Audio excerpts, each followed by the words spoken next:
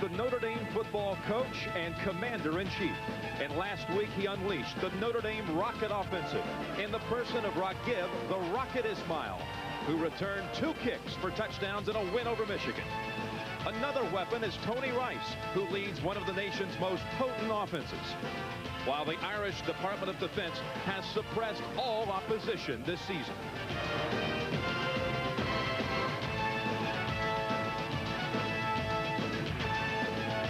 At Michigan State, the Spartans are not about to take a backseat to anyone. George Perlis has a ground-powered attack led by a zealous running back, Blake Ezor. While on defense, their hard-hitting, ball-hawking style should keep the pressure on the Irish all afternoon. Today, it's Michigan State against Notre Dame, and it's coming up next on CBS.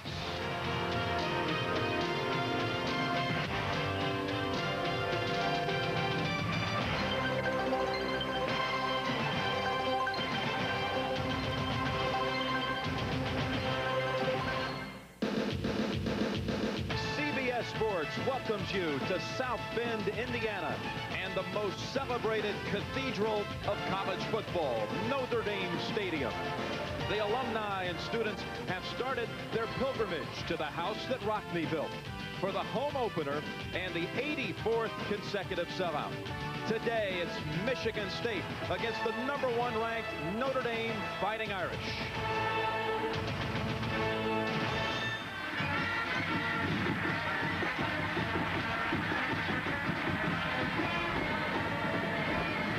The Notre Dame marching band on the field, and the season home opener for Notre Dame. And good afternoon, everybody. You know, there is a chill in the air on this, the first weekend of autumn. And for Notre Dame, it's the home opener, the first time coming home since winning the national championship in the Fiesta Bowl. Consider that the Irish have played their last 4 games on the road. What a stretch it has been when you go back to last season, the end of last season. The victory over the second-ranked USC Trojans in the Coliseum, the Fiesta Bowl win. This season's opener in New Jersey versus Virginia, and last week's victory over the second-ranked Wolverines in Ann Arbor. So now the Irish come home sporting championship rings and ready to challenge a Michigan State team which has won its last 7 regular season games. For more on the Notre Dame team, let's take it down to the sidelines and my colleague, Pat Hayden. Pat? All right, Jimmy, thank you very much. The wind and the weather may be a factor today, but the most impressive thing about this Notre Dame team is they can beat you several different ways. Last week, it was a special teams.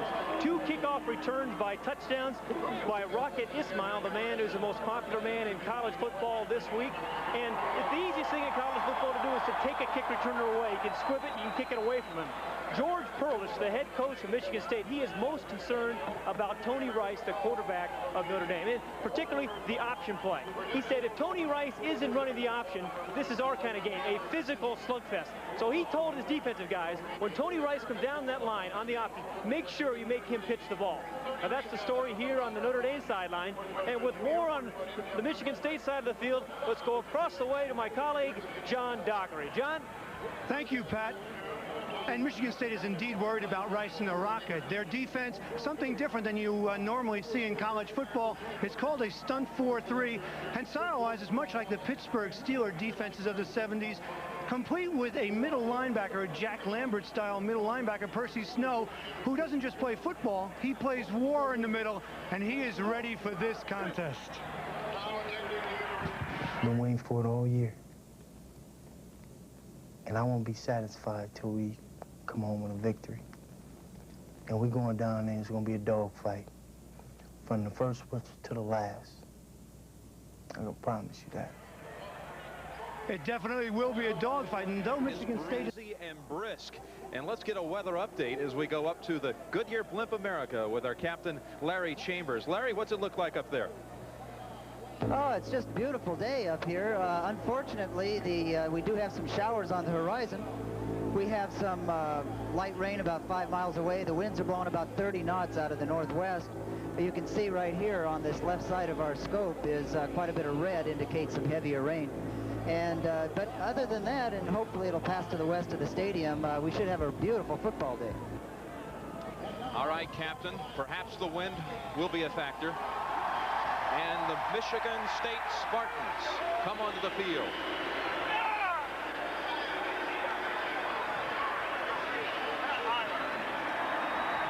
Coach George Perlis, in his 7th season directing the Spartans, 1-0 on the season with an opening 49-0 victory over Miami of Ohio last week. Meanwhile, in the tunnel, the defending national champions.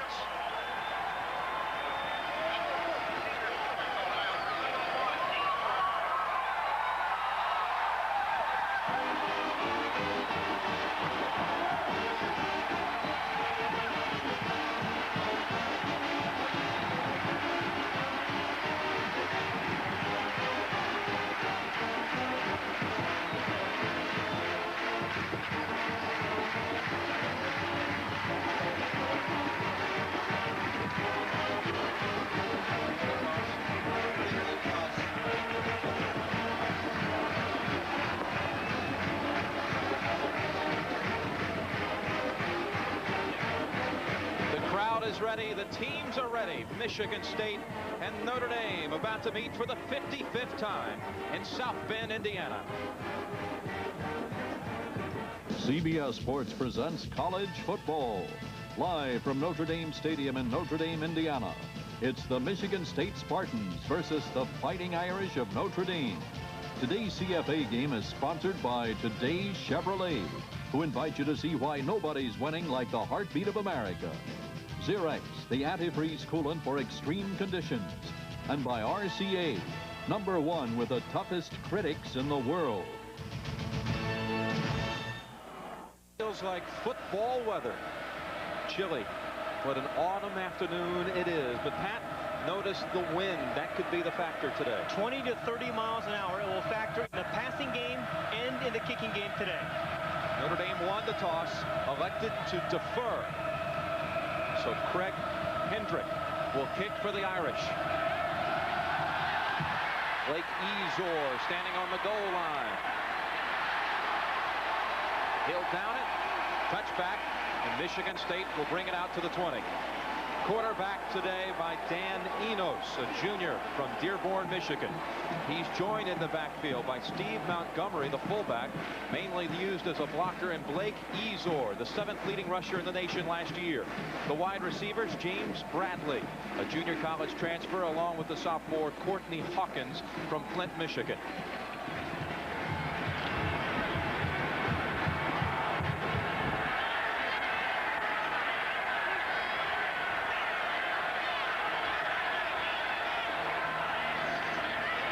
Ezor right away. Good running room, running behind the left tackle, Bob Kula, and a pickup of 8 for Blake Ezor. Chris Zorich is the nose tackle for the Irish, and he's a good one. Also on the defensive line, Bob Dahl and Jeff Alm. Ned Bolkar, 2-time captain for the Irish, and Don Grimm, the linebackers, along with Devon McDonald and Scott Kowalkowski. 2nd and 2 for the Spartans.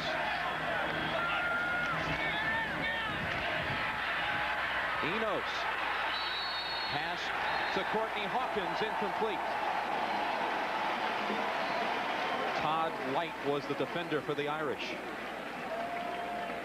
Now offensive line for the Spartans, Jeff Pearson, a transfer from Notre Dame. He was a starter at guard in 1987 for Notre Dame.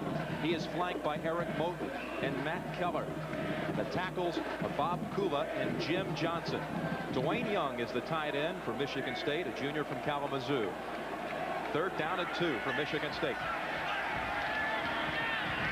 Ezor, first down to the 33-yard line. Jim, we mentioned the wind being so much a factor. It is blowing from left to right at between 25 and 30 miles an hour. So when you're the offensive team, Michigan State is going against the wind right now. It's important to make this first quarter as short as you possibly can. Grind out some first downs and run the clock. Get the wind at your back. The secondary for Notre Dame, Todd Light and Stan Smagala. And the safeties, DeJuan Francisco and Pat Terrell. 1st and 10. The fullback, Montgomery, stopped at the line of scrimmage. Devon McDonald, Jeff Alm combining on the tackle for Notre Dame. Jeff Alm, and also the nose tackle who you mentioned, Chris Zorich, number 50. This is a nose tackle for Notre Dame that is exceptionally quick. He'll once in a while jump around a block, a center's block, and maybe outrun the play, but he will run all over the field making plays from sideline to sideline, has that kind of speed even though he's a nose tackle. Zorich has had 2 big games in Notre Dame's victories so far against Virginia and Michigan. Enos finds his man, Hawkins. Hawkins has a first down for Michigan State. Michigan State is generally a grinded out type of offense, running the ball from tackle to tackle with Blake Ezor and 3 other tailbacks. But what they feel they can do today, Jim, is run some play action passes just as they did there. Dan Enos will fake the ball to Ezor and try to throw those deep in routes because they feel the Notre Dame linebackers bite on the play action pass. Brian Flannery comes in to join the Irish on the defensive line. That was a 15-yard gain on the pass play to Hawkins. Here's the give. Highland Hickson. Highland Hickson picking up big yardage near the Notre Dame 30-yard line. A gain of 21. Tackled in the secondary by Terrell and Light for the Irish. Key matchup between Pearson, the center, and Zorich, the nose tackle right there. They double-teamed Zorich that time. He made a play earlier, and Hickson does a nice job of fighting off a couple of guys, bouncing off the block. You saw his head up, so he had the vision to be able to see the hole was not over center, but over really left tackle. That's a nice run. Highland Hickson out of the same high school that produced Lorenzo White, the all-time Michigan State runner. 1st and 10, Ezor meets Zorich at the 28-yard line.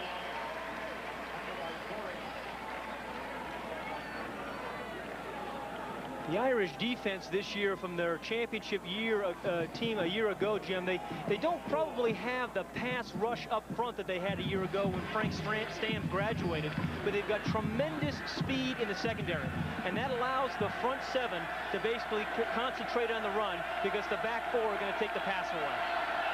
2nd down and 6.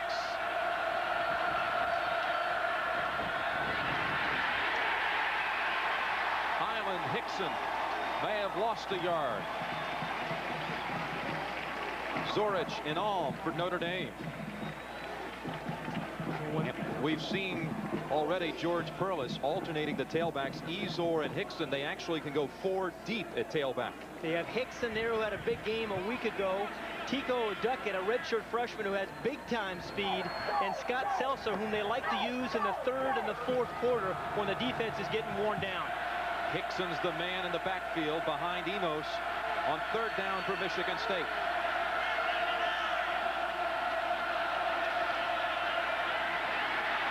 Enos, he'll keep it. And he'll just get back to the line of scrimmage. Don Grimm checking him out on that side. The linebacker, junior from Scottsdale, Pennsylvania. Don Grimm is one of those guys, the coaches, Barry Alvarez, the defensive coordinator, says he's a guy who just loves to play the game. He's fun to coach. He loves everything about it. Practice, getting taped, meetings, and certainly the games on Saturdays. Well, this sets up now a field goal attempt for Michigan State. 45 yards it will be. John Langlow is the kicker from the left hash mark. The pass. And Josh Butlin, the holder, just tried to dump it off to Langlow. Well, we said the special teams are going to be a key today because of the wind. It's going to be a factor. The snap was a little bit low. Butlin could not get it handled. You'll see the low snap. Butlin is the punter, number 88. It's a low snap. It goes through his hands. And remember, no T this year in college football. A lot of pressure there. He just dumped the ball off, but again, it was the snap from center. I think you get concerned when you have this much wind, Jim. You want to get the ball back there quickly. Mark Shapiro was the snapper. So Notre Dame takes over. Tony Rice, the quarterback. Anthony Johnson and Ricky Waters in the backfield. Pat Eilers and Raghib Ismail, the receivers.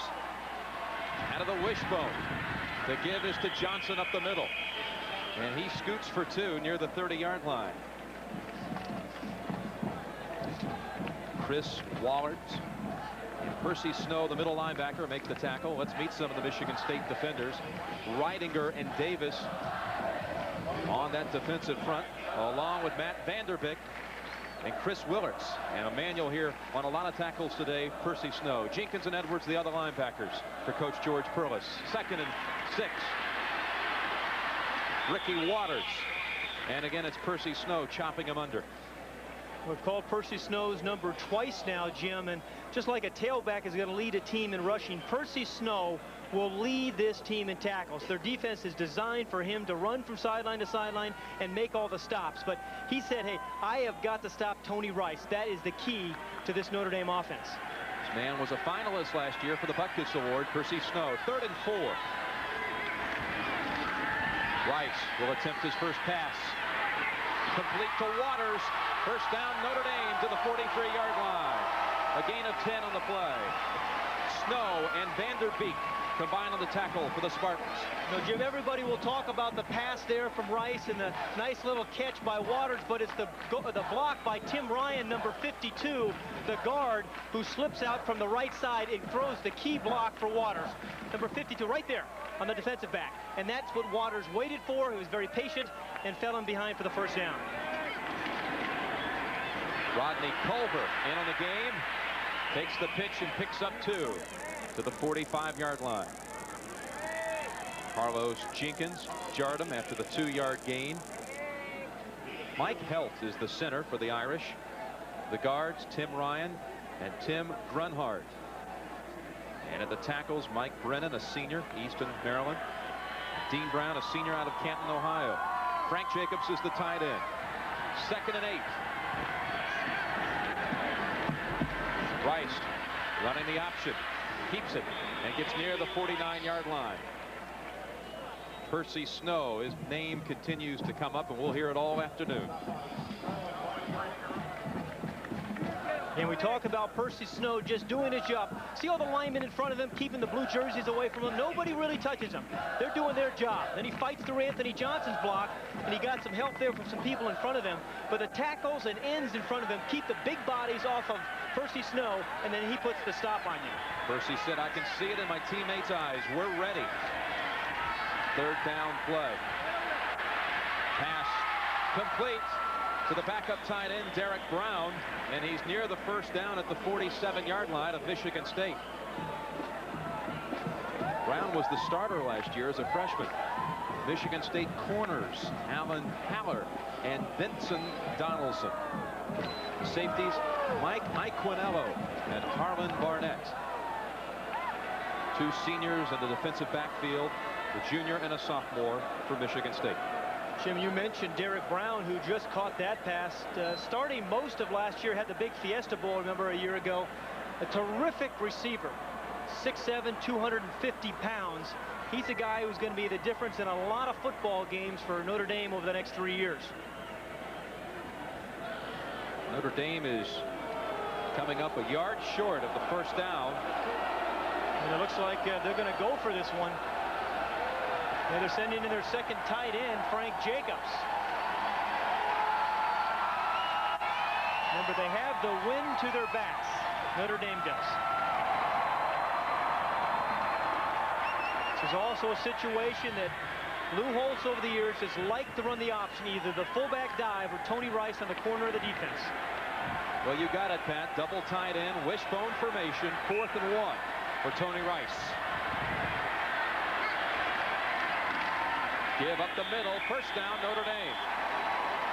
Give to the fullback, Anthony Johnson. He is great in short yardage situation. You're right. Anthony Johnson is one of the best short yardage running fullbacks in America because he never stops moving his legs. He just keeps them churning and moving, and it's an ugly 2-yard run, but it'll get you a lot of first downs. Anthony Johnson from right here in South Bend, John Adams High School. 1st and 10 for Notre Dame. Again, it's Anthony Johnson, tackled by Travis Davis.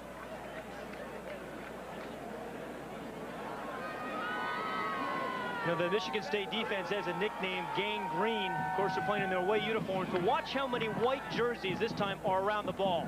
It's just terrific team defense. There's one body, 2, 3, 4, 5. And that takes its toll over the course of a game, believe me. 2nd and 7. Rice will keep it to the 25-yard line. A gain of 18.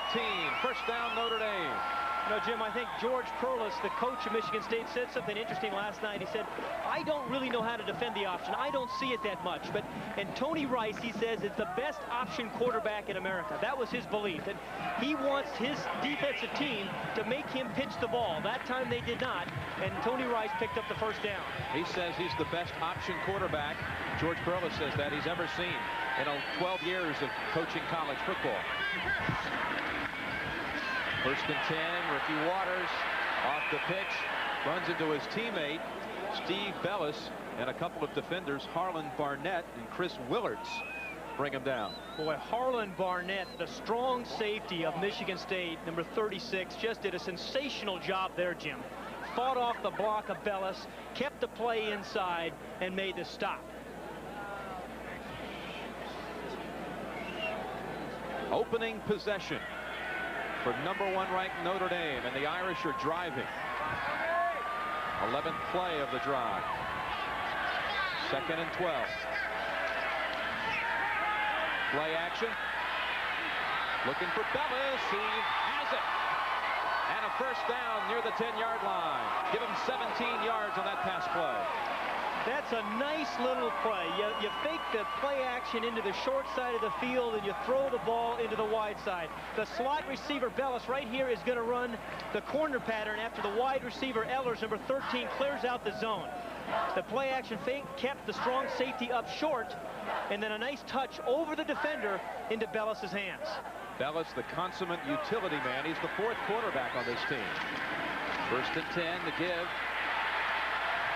is to Raghib Ismail. They bring him in the backfield in that wishbone formation, and he gets near the 4-yard line. Well, one of the reasons they moved Ismail into the backfield to take Tim Brown's position, like he did 2 years ago, was so they could get him the ball. He was a split end a year ago. He's now a flanker. They want to get him the ball throwing and running the football.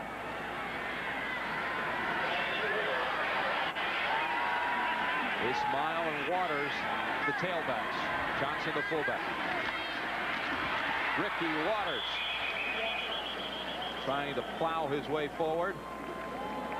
Running behind the left side of that Notre Dame line. Short of the first down. Take another good look at Percy Snow, number 48. Reads it again. 5 white jerseys around Ricky Waters. But here's where it gets real tough on defense, defending the option on about the 3-yard line. 3 different guys can carry the ball, and 2 receivers can catch it. 3rd down, 3rd and short for Notre Dame. Ricky Waters will score, untouched.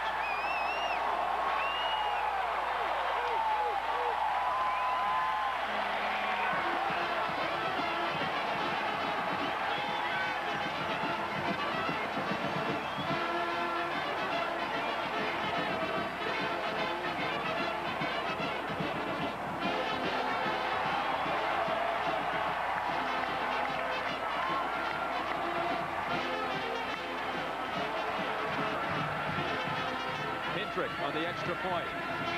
7-0 Notre Dame. Ricky Waters scoring on a 2-yard run, his 2nd touchdown of the season. And a very nice drive by the Irish. They ran some power football, they ran some option, they threw the ball. Key block by number 22 right there, Anthony Johnson, the fullback, and that cleared a way for an easy touchdown by Ricky Waters, and the Irish are up 7-0.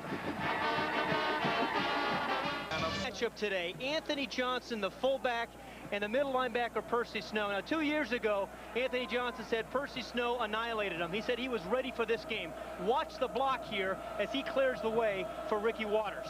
Anthony Johnson can get the short yardage for you, and then he make a block on Snow like that for the easy touchdown to Waters.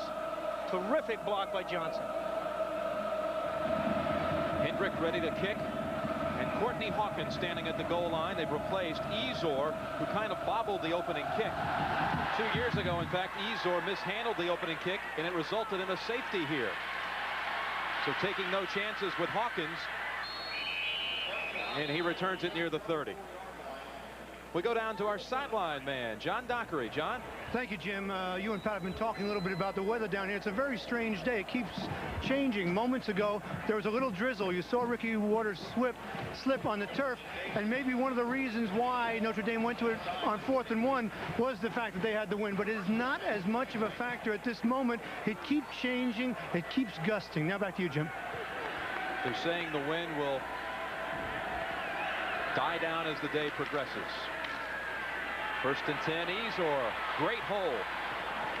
And near a first down, past the 40-yard line. It is a first down. We'll give him 11 on the carry. Ezor. Boy, Jim, Michigan State has run twice to their left side, and big holes both times behind Bob Kula and Eric Moten, the left guard. And the fullback, Steve Montgomery, clears the way. But what Ezor does so well is he reads the blocks in front of him. He lines up real deep. He's a very patient runner. But when he sees that hole, believe me, he takes it. And a great block by Dwayne Young. Ezor out. Highland Hickson in on 1st and 10. Hickson caught by Andre Jones right after the exchange. We've got an update already. Let's send you back to the folks in New York and Greg Gumbel. Greg. Jim, Missouri playing host to Miami in Columbia this afternoon. And watch Kent Kiefer almost fumble the ball for Missouri. Maybe he should have. As he sprints left, he throws downfield and is picked off by the Hurricanes' Maurice Crum, who returns 30 yards for the touchdown. The Hurricanes on the board, 7-0 in the first quarter. All right, Greg, and Miami is the opponent next week for Michigan State. 2nd and 9. Play action. Enos has to get rid of it. Throws in traffic for James Bradley. Stan Smagala was right there. You saw some pretty good reactions by the Irish secondary there. Enos said this week, he said, I have to throw the ball on time because of the speed of those outside guys. If I throw the ball late, they're going to make plays. They're going to knock the ball down, they're going to pick the ball off, or they're going to hurt my receivers. But Smagala, number 29, stepped right in front, got the left hand in and knocked it away from Bradley. A rush on the quarterback by McDonald on that last play. 3rd and 9. They'll run it with Hickson, and they'll only gain 2 yards. Zurich, Alm, Don Grimm in the area. Punting time for Michigan State.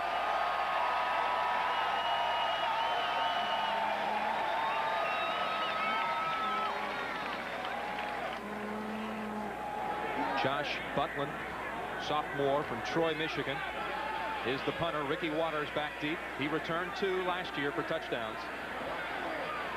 He can be as dangerous as Ismail on the kick returns. To the low snap, great kick. Waters chases it down near the sideline and goes out of bounds at the 15. A 40-yard punt. No return. Michigan State and Notre Dame and the Irish lead it, and will have the football for the 2nd time. Dame Stadium and the home opener for the Irish. And today's opponent, Michigan State, the 4th oldest or longest rivalry for the Irish after Navy, Southern Cal, and Purdue. And just 150 miles away, these two schools. Spartans to the north and East Lansing. Well, they've had some big ones in the years. Of course, 1966, the most famous of all, the 10-10 tie. Notre Dame starts this drive from its own 15-yard line. Give is to Anthony Johnson, and the fullback coming off of 20 carries last week. Again, getting a lot of the action here early. Well, George Perlis is so concerned about Tony Rice in the corner of the defense. He said they are not going to let them run that option to the wide side. He said if Notre Dame's going to beat us, it's going to be into the short side of the field, because they don't want that speed out there with 2/3 of the field to defend. So they'll overshift to the wide side.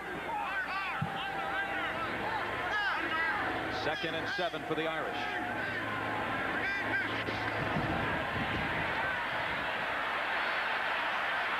Rice to the 23-yard line. Tony Rice, what an option quarterback he is. Here are the comments from Percy Snow about him.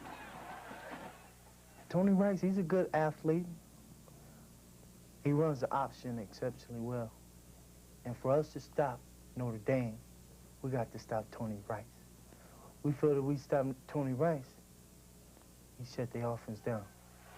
Well, they were unable to stop Rice on the opening drive. Now Tony and the Irish face 3rd and short. 3rd and 3. Ricky Waters breaks the tackle and is near the first down. Boy, did he get hit by Dixon Edwards. Oof.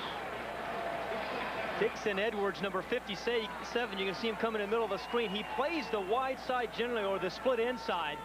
There's a little draw play, and he fought through a couple of tackles. And boom, right there. Although Waters still had caught and gained the first down. Picks up another Irish first down. Dixon Edwards, the junior from Cincinnati. His school, Michigan State, noted for its linebackers in its school history. Ismail. And he rumbles past the 30-yard line, twisting around. Let's get another update out of Greg Gumbel in New York. Greg, what's happening? Jim, talk about making amends in a hurry. Kent Kiefer goes back to work after throwing the interception for the touchdown, 67 yards to Lindsey Collins. That's the first touchdown scored against the Hurricanes this year. They're now into the second quarter, tied at 7. All right, thank you, Greg. What kind of room, boy, did he have on that one? I'll tell you, and Miami, again, is playing very good defense again. We saw Maurice Crum a little bit earlier intercept the pass for the touchdown. The keep by Rice on 2nd and 4, stopped by Vanderbeek. Another 3rd down play forthcoming for the Irish. And again, you saw Notre Dame running to the short side of the field. That's one of the biggest differences between college and pro football, the hash marks. And the Michigan State defense is defending the field. Defending 2/3 of the field by putting an extra man to the wide side, forcing Notre Dame to come into the boundary. Perhaps the final play of the opening quarter. Tony Rice, only 2 passes last week did he have to throw against Michigan in that victory.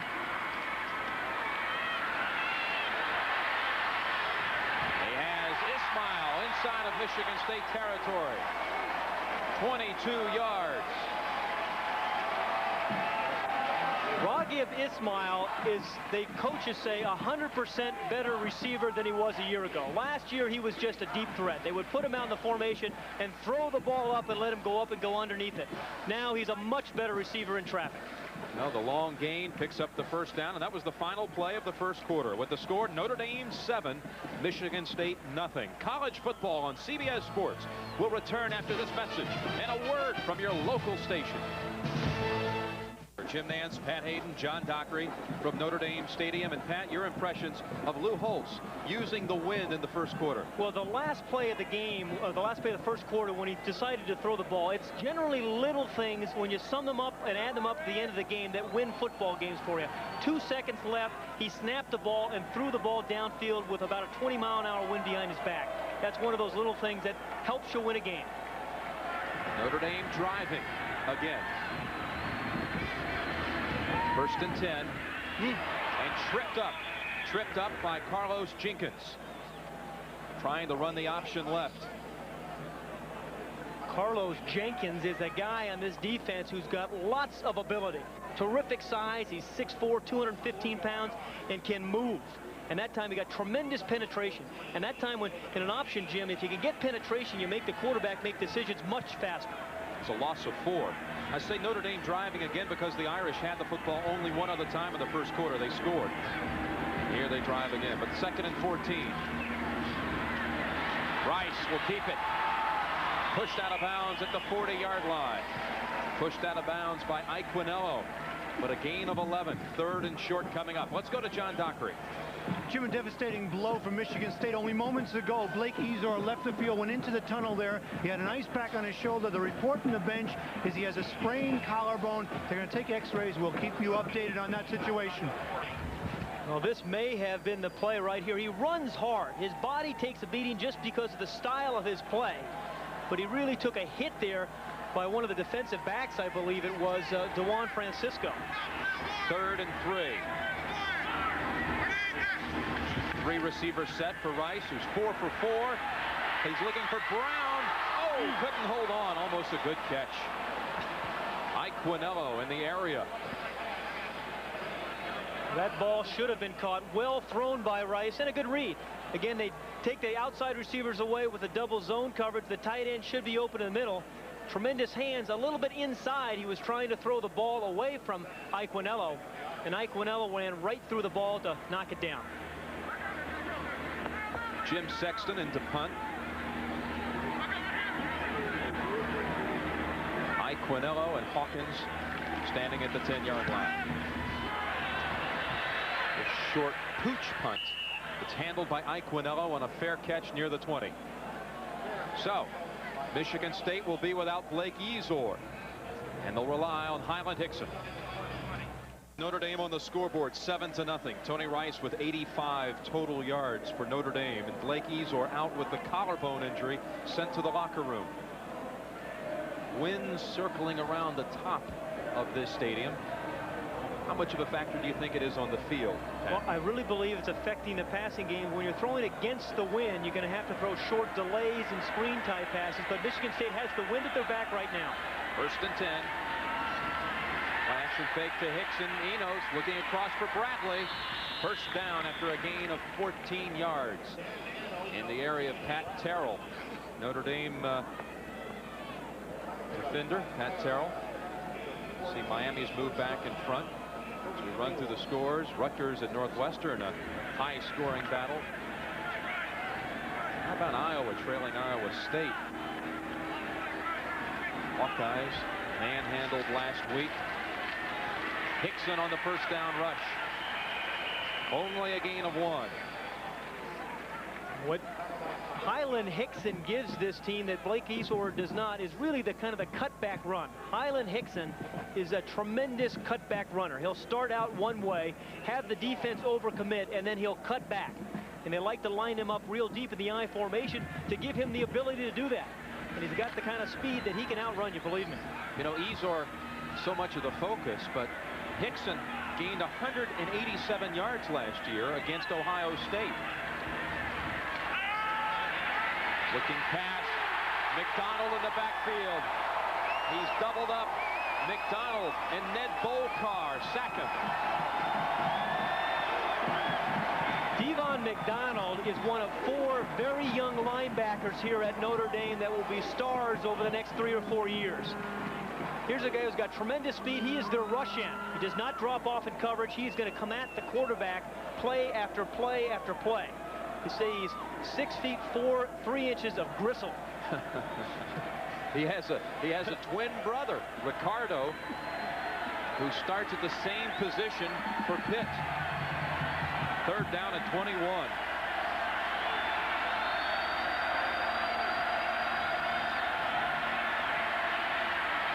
Enos with good time will now be flushed out. Ooh. Oh, is he jarred? Oof. Andre Jones in the area. Ouch. He really hammered him. Oof. But Enos is on his feet. Again, good coverage by the secondary here of the Irish. And Enos does the right thing. He does not throw the ball. He gets out of the pocket, but he probably should go down right there because Andre Jones, this defense can react so quickly, they're going to put a hit on you. Butlin into punt the second time. Low snap last time. And another one. Flag is down. Long spiraling kick drops Waters back to his 15. Waters breaks one tackle and falls at the 22-yard line. 56-yard punt by Butlin with a 6-yard return. No, Jim, there is a penalty flag, but I'm surprised they're even punting the ball to Waters. George Perla said they were going to try to punt it out of bounds, offsides against the Irish. That was such a good kick. You've netted 50 yards on the play. You've got to decline it. Absolutely. Remember, Coach Perla said last night we're just as concerned with Waters as we are with Ismail, and we want to punt the ball out of bounds. Again, Waters had returned 2 punts for touchdowns in his career, 2 last year. Outside. Defense. Decline. Ricky Waters is a junior from Harrisburg, Pennsylvania. He can break one open. Notre Dame in front.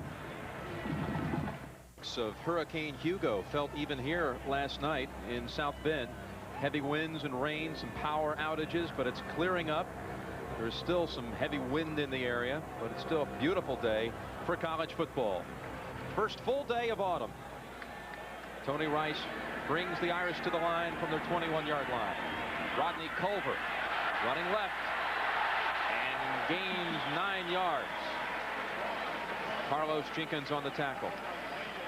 Just as Michigan State has a lot of running backs, so do the Irish. Rodney Culver is probably their most physical runner, and he runs real low to the ground, gives you a small target, and then he'll bounce off a couple of guys. He is hard to bring down. Only a sophomore. They're going to give him a gain of 10 and a first down.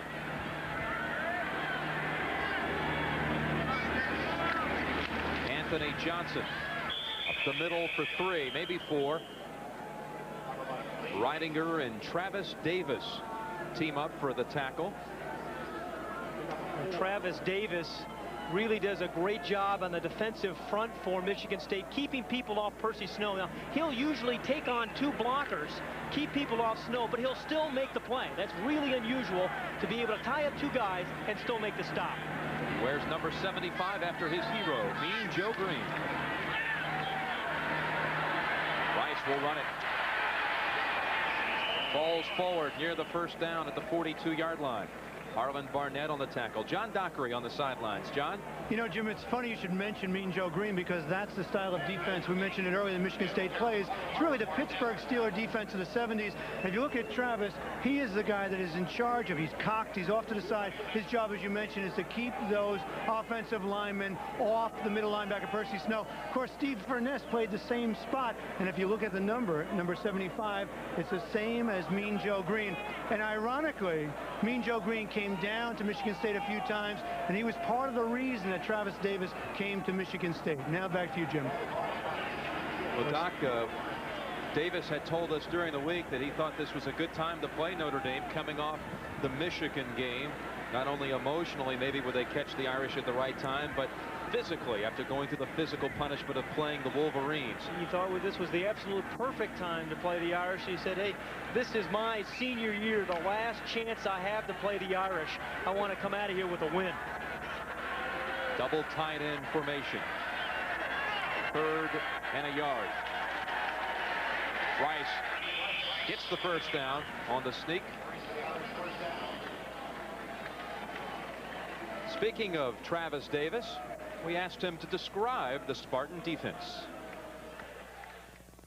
The defense is basically geared for the linebacker for him to make the tackle. And we are just dummies. We suck up the blocks so he can roam the field and get all the glory. And it's a running defense. You got to be able to run on the defensive line. You can't run, you can't play. I've never heard of a guy refer to himself as a dummy. Usually the coach does that. 1st and 10. And Rice looking and keeping for a gain of 3. Vanderbeek and Reidinger. I think Rice saw those arms up and was not able to get a pass off. It was Dixon Edwards, number 57, the outside linebacker, who just jumped up and really blotted out the sun, and Tony Rice couldn't see a thing. Speaking of Hurricane Hugo, we spoke with Tony Rice. He's from South Carolina, but 2 hours inland from the coast, and checked out with his grandmother yesterday. Everybody's okay. 2nd and 7. Stays on his feet for the pitch to Waters. He may go.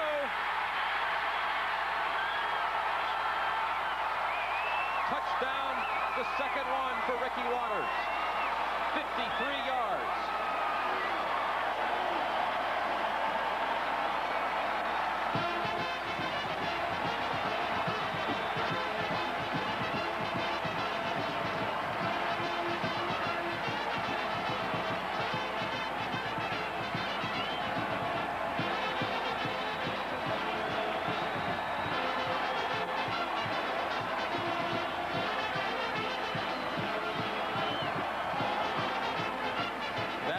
Ricky Waters, the longest run of the year for Notre Dame. 53-yard touchdown. Hendrick. Good again. You know, Jim, everybody will be around Ricky Waters' locker after the game interviewing him, but the block of Tony Smith, number 83, the wide receiver, really set this up. You see, nobody comes into the picture, and he has the kind of speed that once he gets into the backfield, good night. Tony Rice stumbled momentarily. Remember, just a knee down to the play would have been stopped, but he stayed on his feet, got the pitch, and the touchdown for Notre Dame. year ago, the Irish beat the Spartans 20-3 in East Lansing, but it was a 6-3 game at the half before Notre Dame broke it open. Already 14-0 as we set up for the kickoff by Hendrick. And at the top of the show, we said George Perlis was very concerned about the option play. A week ago, this Irish team beat Michigan with special teams. Thus far, it's been the option play that's been the difference. You're looking at Courtney Hawkins standing at his 10-yard line.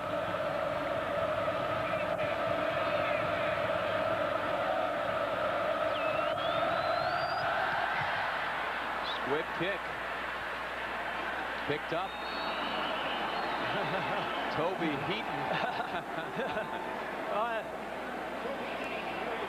Boy, that once-in-a-lifetime opportunity.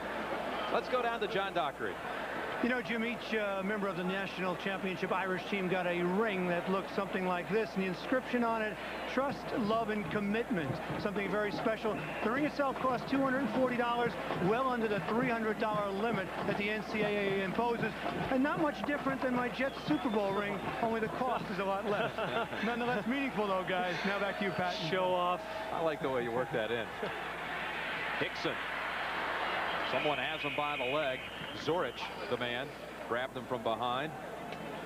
Speaking of rings, Notre Dame hoping to add another one this year, riding the nation's longest winning streak at 14. But speaking with Lou Holtz, he says to even think of winning the national championship before the 10th game of the season is ludicrous. Many believe a Notre Dame chance at a national championship is very high. 2nd and 3. Hickson hit by Zorich and also Jeff Alm. Zorich and Alm got off the ball so quickly, and the thing is they both have real strong hands. Watch number 50 in the middle and Alm his number 90 right here. These guys, watch how quickly they get off the ball, and that is the difference. That's just kind of one. They fight through a couple of blocks. Zorich gets the angle on the center. Pearson cuts off the run, and then Alm makes the stop. That's tremendous team defense. 3rd and 5. Play is whistled dead. Devon McDonald was ready to put the hit on Enos. The flags are down.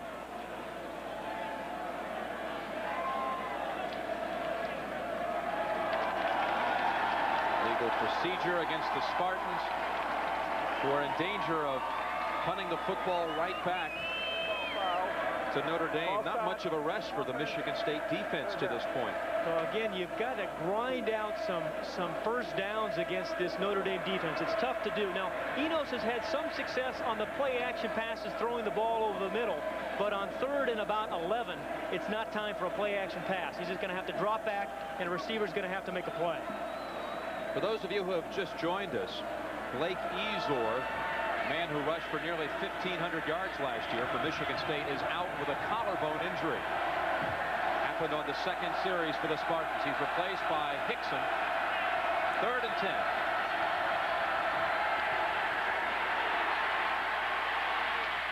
Dumps it off to Montgomery. Just a short gain. Alm and Grimm ground him after the 4-yard pickup. Punting time.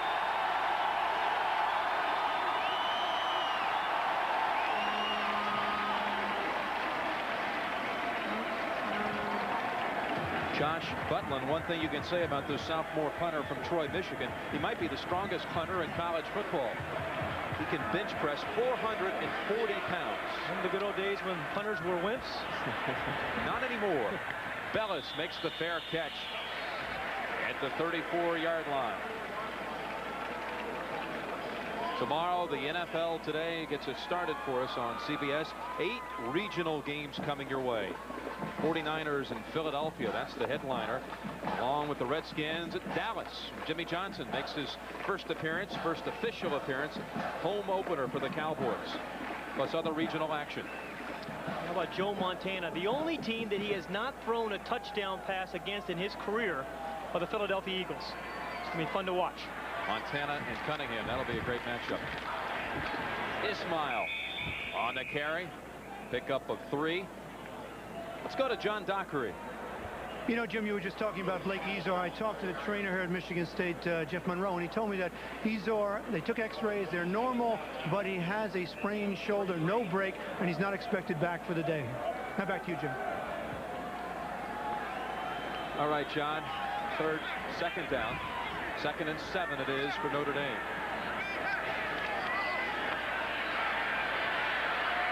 Rice lobs it to Anthony Johnson. Blockers in front. Johnson, hit and hammered at the 50, may have fumbled. And recovered by the Irish. Man, did he get hit. We have seen some pops. That's the 3rd one. You know, both coaches said this was going to be a physical football game. Again, fullbacks at most universities are usually as anonymous as telephone operators, but not at Notre Dame. These guys catch the ball, they run, they block. We've seen Anthony Johnson do everything. He was hit by Harlan Barnett, number 36. Ouch. Fumbled the ball. Wow. That's one of those you don't even like to look at again. But Johnson is fine. He went out on this play, replaced by Ryan Mahoko at fullback. 1st and 10. Culver. Fumble. Ball is free, and I believe Michigan State recovered.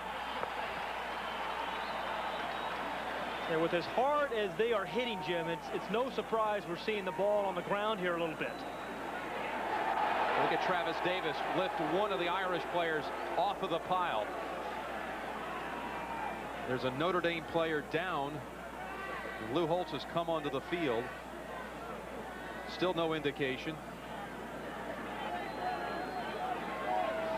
And now they tell us football belongs to Michigan State. And there is some hitting going on down there. Travis Davis, number 75. See how he fights off a block? So does Sunland, 64. A couple of gang tackles there. The ball pops loose. Ike Quinella, the free safety, really knocked the ball, stripped the ball loose. And number 97, Bobby Wilson, made the recovery. But that man right there, Ike Quinella, was the one who caused the fumble. The last 2 plays, 2 backs nailed Anthony Johnson. Remember what Rodney Culver. You're right. Remember what George Perlis said last night, Jim? He said, hey, nobody in the country can be more physical than we can. What we're concerned about is the speed of Notre Dame. Down 2 touchdowns. The Spartans come to the line. 1st and 10. Enos has his man. It's the tight end, Dwayne Young. And inside of the 50 to the 48-yard line of Notre Dame. Ned Bolcar, the captain of the Irish, well, he's certainly aware of how punishing this game can be. Michigan State and George Perlis, I believe, like to play a physical kind of game. The offensive linemen, you look at them, they're all big, they're strong kids. A lot of them come from Chicago, Midwest area. They're tough, and they want to play a physical ball game. They want to come off that ball, and they want to hit you, and they want to say, hey, I'm stronger than you. You know, I'll push you in the dirt. It has been physical. Highland Hickson kind of high hurdling his way near the 40-yard line. You know, Hickson has done that a couple of times, Jim, and he really keeps his head upright when he runs. And all good tailbacks and running backs are going to give you that kind of vision to be able to find holes, and he can really do that. He keeps his head upright and picks his way through. Hickson 8 carries for 37 yards, and that last one picked up the 1st down. Michigan State driving.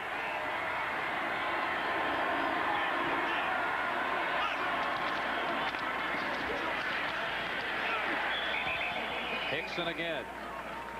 Tackled by Troy Ridgely, the backup nose tackle, and Scott Kowalkowski.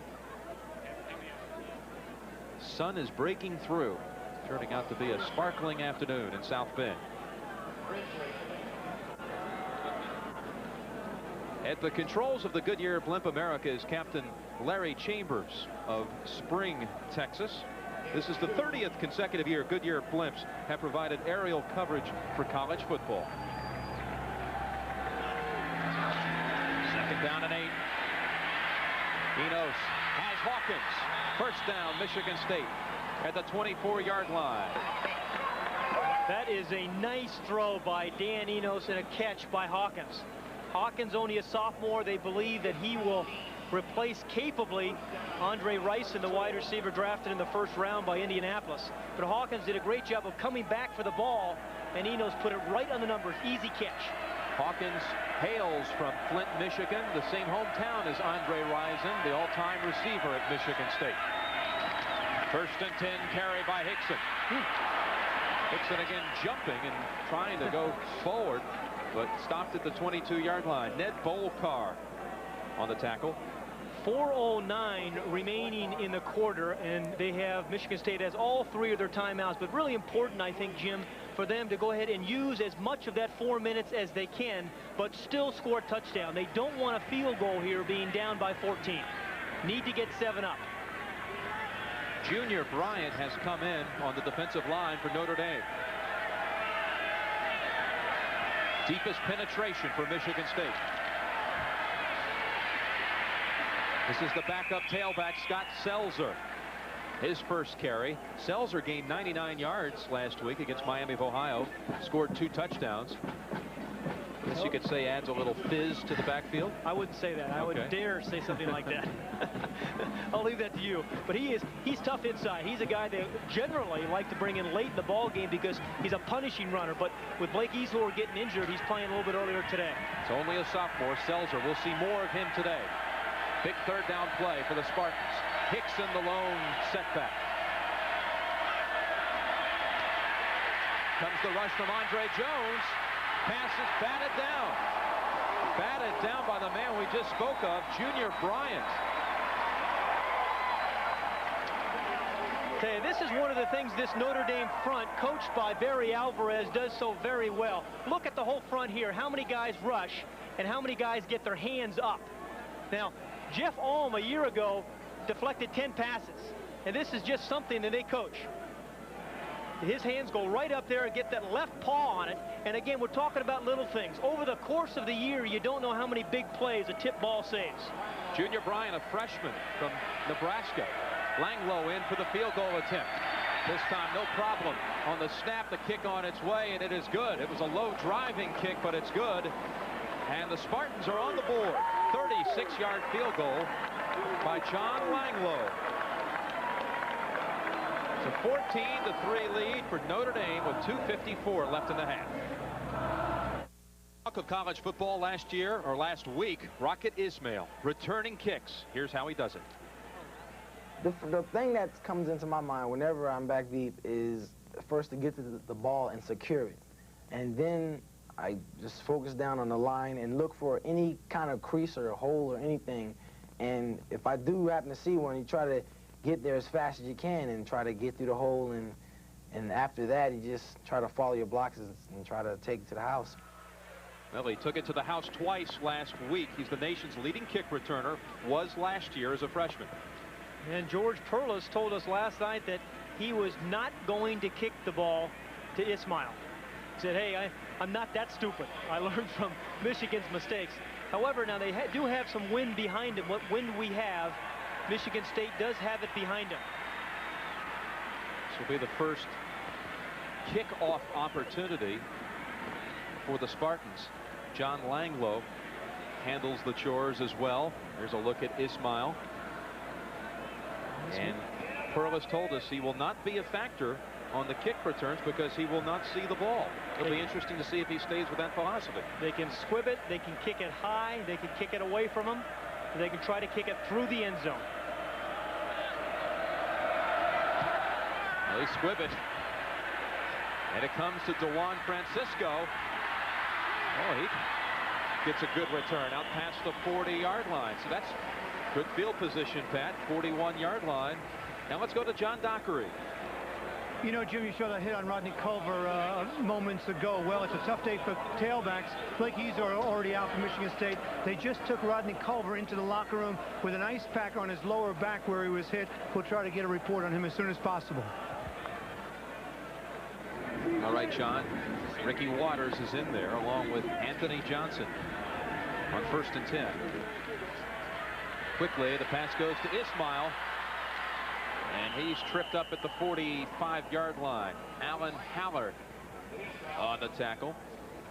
Ismail is a guy, you think of him so much as a kick returner and a speed guy, but he is fast. He's obviously fast, but he just doesn't run fast straight ahead. He can cut, he can move, he can break, cut out of the break with great speed, and he's developed incredibly as a pass receiver. He's in the slot to the left. Pat Eilers wide to the left. 2nd and 5 for the Irish. On the option, Waters takes the low pitch and maybe gets back to the line of scrimmage. Alan Haller pushed him out of bounds. Chuck Bulla was over there as well to force him out. At the conclusion of today's CBS Sports College Football broadcast, we will select a Chevrolet Most Valuable Player of the Game from each team. Chevrolet donates a $1,000 scholarship to the General Scholarship Fund of each school. Derek Brown in on this play as the tight end. 3rd and 6. Notre Dame lining up in the I. Play action. Fake to Waters, going across the middle. Passes high. Picked off by Iaquinello. Mike Iaquinello returns it to the Notre Dame 48-yard line. Tackled by the center, Mike helped. You know, Mike Iaquinello was a high school quarterback, and I think that helps him because he reads patterns very well. And he reads the quarterback. He sees Rice locked in the middle. The ball is thrown high, but he has Ismail covered pretty well. Does a great job of catching the ball and then fighting through a couple of guys. That's a big turnover and a nice read by Iaquinello. Iaquinello in on that big pop earlier against Rodney Culver that forced the fumble. Now with the interception. Michigan State has the football inside of 2 minutes. Enos. Tackled by Devon McDonald, the 2nd sack for the Irish. Pump fake. I thought he was going to get rid of it, but he brought it back in at the last moment. Well, he should be on the line, though, with 1:42. He's got 3 timeouts. He either should be on the line or have called a timeout.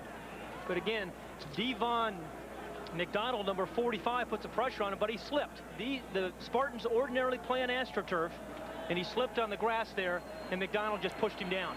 McDonald was in on the other sack as well, starting today in place of Andre Jones. Here's the pass, dumped off to Hickson. Hickson with defenders all over him, shakes away. What a run by Highland. Hickson getting near the first down. Will be about 3 yards short at the Notre Dame 42-yard line. Bob Dahl finally was able to end the run. Well, a lot of that run was just all determination by Highland Hickson. I mean, he really looked like he was going to be stopped by Dewan Francisco, but just refused to be stopped. And again, that kind of attitude is going to help you win a lot of games during the year. 3rd and 3 with 50 seconds left in the 2nd quarter. Fumble on the snap, I believe. Hickson gets to the 40. That's a yard short. Again, they're not using any of their timeouts. Now they use 1. And there's the timeout signal. So, decision time coming up for Michigan State, having kicked the field goal in its last possession, now driving again. 4th quarter, Notre Dame up 14-3, 39 seconds left. Pat Hayden, I'm a little surprised that Michigan State didn't use one of their timeouts earlier. After that Hickson run, they had time. It seems to me they were defensive and afraid to give Notre Dame the ball back with any time left. Well, being down 14-3, John, I think you're right, but you can't afford to be defensive. I think they had good field position, and they had 3 timeouts, and whatever wind there is behind their back. I'm surprised they didn't use the timeout earlier myself. Lining up in the I on 4th and a yard. Montgomery, the fullback. Hickson, the tailback.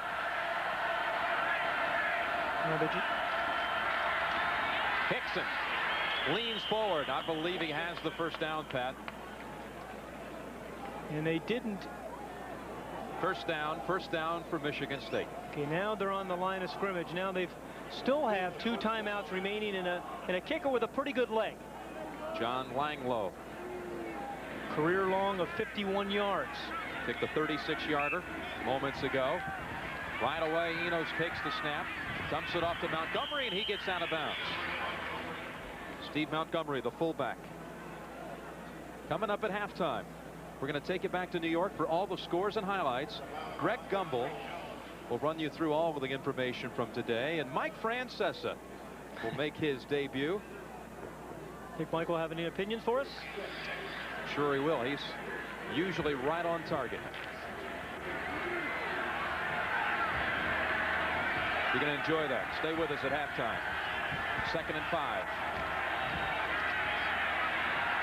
Dumping it off to Hickson in the middle of the field. They'll have to use a timeout here. Hickson gets down to the 26-yard line. Zurich on the tackle. A late flag, Pat. A flag into the secondary. Yeah, the back judge there, or field judge, looked like he threw a late flag. I'm going to tell you, poor Dan Enos, he lost about 3 seconds. He was looking at the referee in the white hat behind him, signaling timeout, and the referee was not looking at him.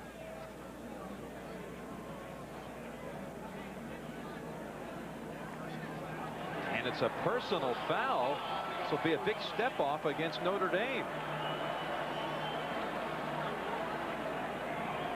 So the closing seconds, Michigan State making a move. Back with more CFA football in just a moment. Who's number 1? And dropped at the 21-yard line. The clock never stopped. Michigan State had signaled for a timeout. There was a penalty on the back end of the previous play. After the mark-off, the clock started again, Pat. And Dan Enos had earlier called the timeout. So the clock really shouldn't have started unless because of the penalty, Jim, they did not charge that timeout to them. But why not then, being aware of what the situation is, stop the clock?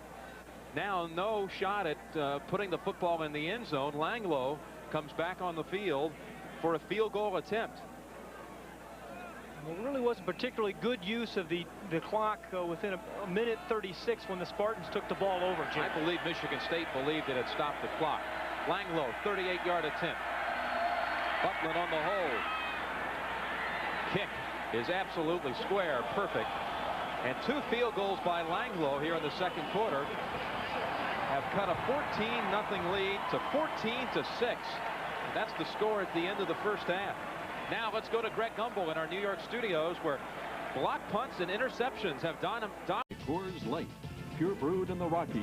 The Super Bullet won't slow you down. It's the right beer now. Delta Airlines, we love to fly, and it shows. And by your Toyota dealer, whatever car or truck you choose, you'll love the quality. Who could ask for anything more?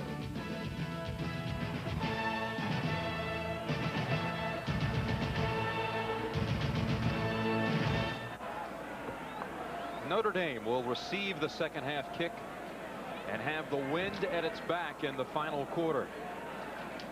Raghib Ismail standing on the 1-yard line. Again, Michigan State's strategy to not kick it to the Rocket. Wouldn't you love to get that kind of respect in just anything in life? You know, has anybody ever kicked away from you? No. They've kicked me. A lot of people have kicked at me.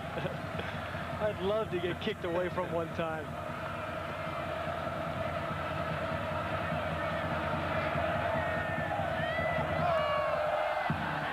Another squib kick.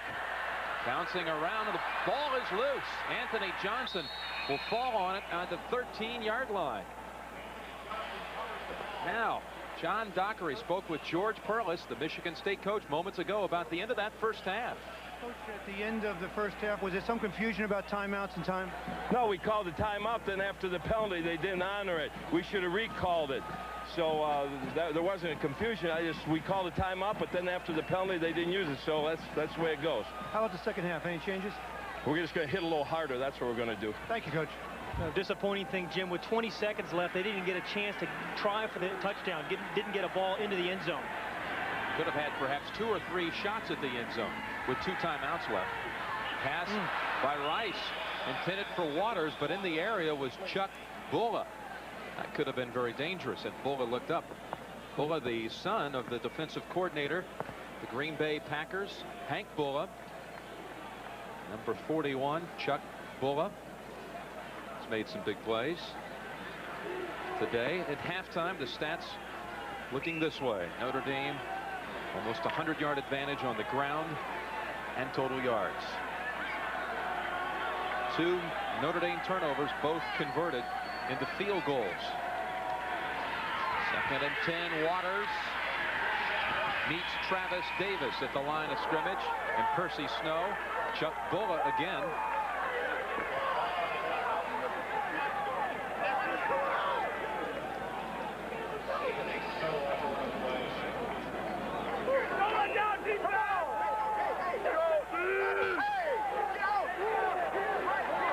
George Perlis talking about hitting a little harder. I thought his team put some pretty good shots in there in the first half. Yeah, there were some big hits. Rodney Culver, by the way, is back on the Notre Dame sideline. He went out early. 3rd and 10. Rice short, intended for Pat Eilers. Notre Dame will punt from the goal line.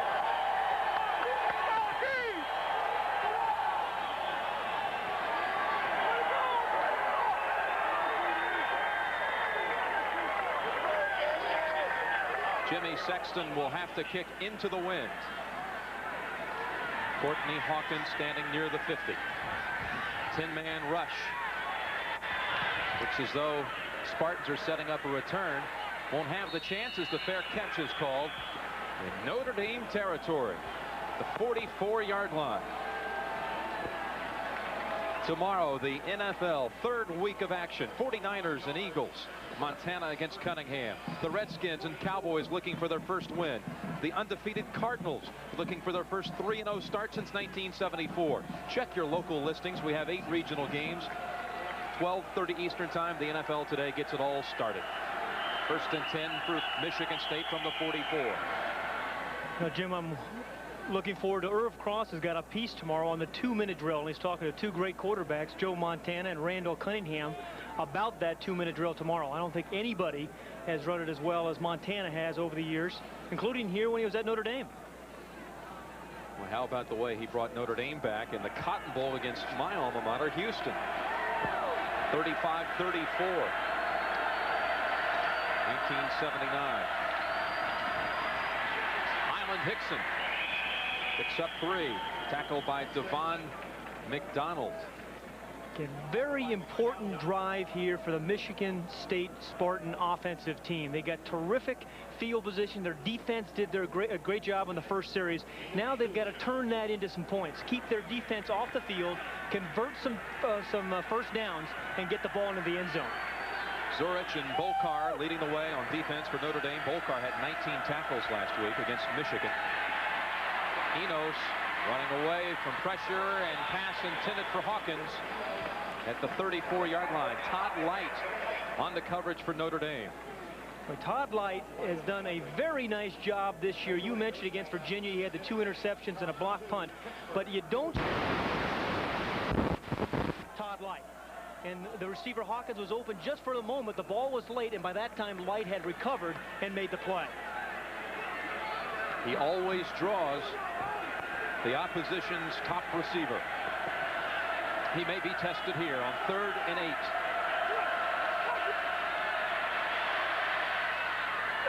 Complete. And a first down at the 30. A gain of 11. Nice protection, Jim, there by the Michigan State line, because there was a blitz there from the outside by the free safety Terrell, number 15, who came from the short side, but Eno stood tall and made a nice throw for the first down. Courtney Hawkins on the reception. Stan Smagala on the coverage. And the all-important first down for the Spartans. Hickson cutting back, picking up good yardage. Juan Francisco has a hold of him. And the Irish defenders help out, but a good gain on the play. Had a touchdown and a 2-point conversion.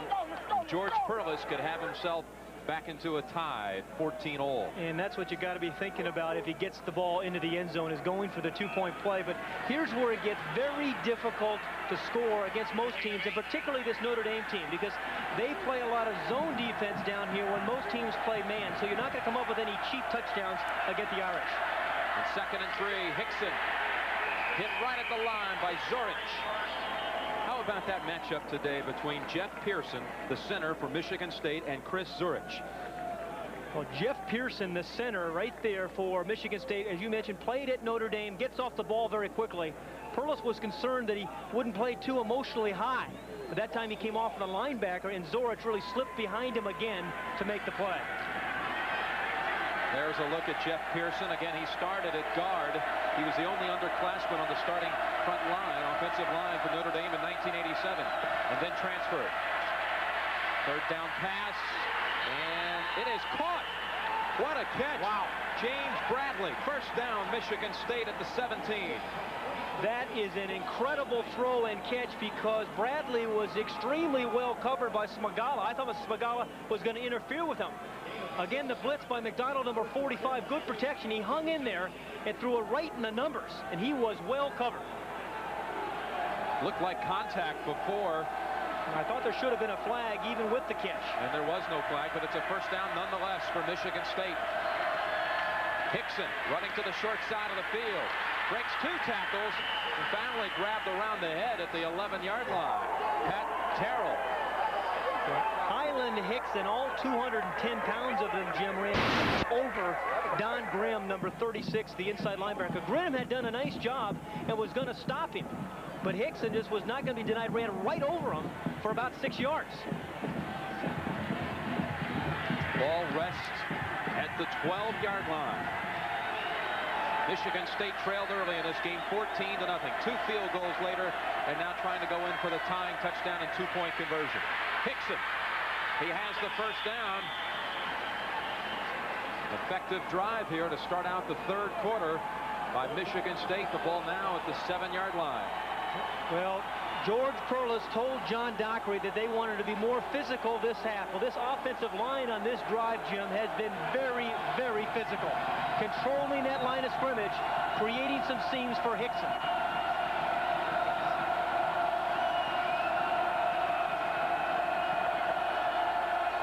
Now coming right into that student cheering section of Notre Dame. First and goal. And a flag. The play is halted. Zurich was immediately in the backfield.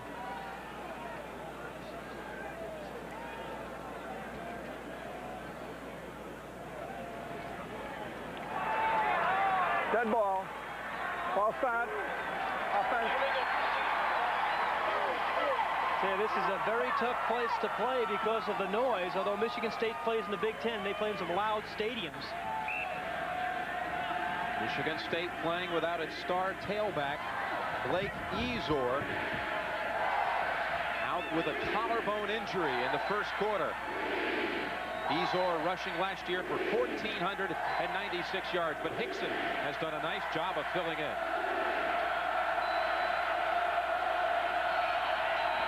Eno's calling a timeout at the line of scrimmage. That's perhaps one of the timeouts he could have used at the end of the first half. Michigan State on the move, trailing by 8. The defensive coordinator did a sensational job last year, and again, what he's telling his guys now, it is 1st and 12. And this is a situation where they've been bringing the outside linebackers, Andre Drones and Devin McDonald. They want to get pressure on Dan Enos. Flannery has come in defensively for Notre Dame. 1st and goal. Hickson to the 8. Andre Jones and Brian Flannery on the tackle. Notre Dame has not given up a rushing touchdown this year, so I think if the Spartans are going to get it done here, Jim, in 2nd and 9, on the 9, 2nd and goal, they're going to have to throw a pass, and generally it's going to be a delay route or a tight end. Something that gives you a chance for guys to drop off, dump them the ball, and let a guy run into the end zone. One thing to keep in mind, Bobby McAllister had been the quarterback for Michigan State. Dan Enos has never thrown a touchdown pass at Michigan State. On 2nd and goal, they'll keep it on the ground. Hickson trying to get outside. Francisco and Light tackle him at the 5. Not a bad run there by Hickson, but again, good team defense in the secondary, preventing the touchdown. Terrell and Light.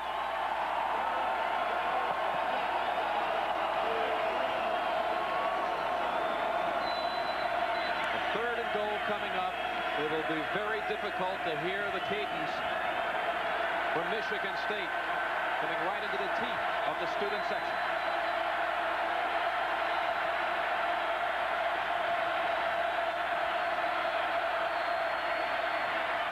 Looking for Hawkins. Intercepted. Todd Light.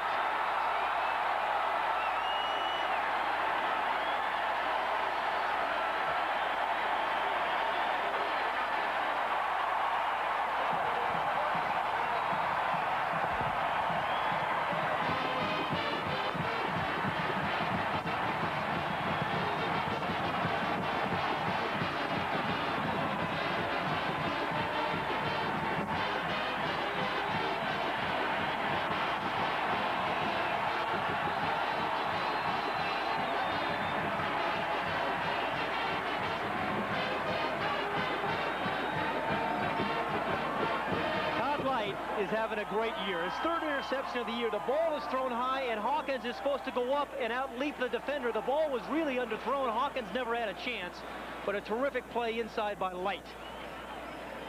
And the Irish from the 20 run a play.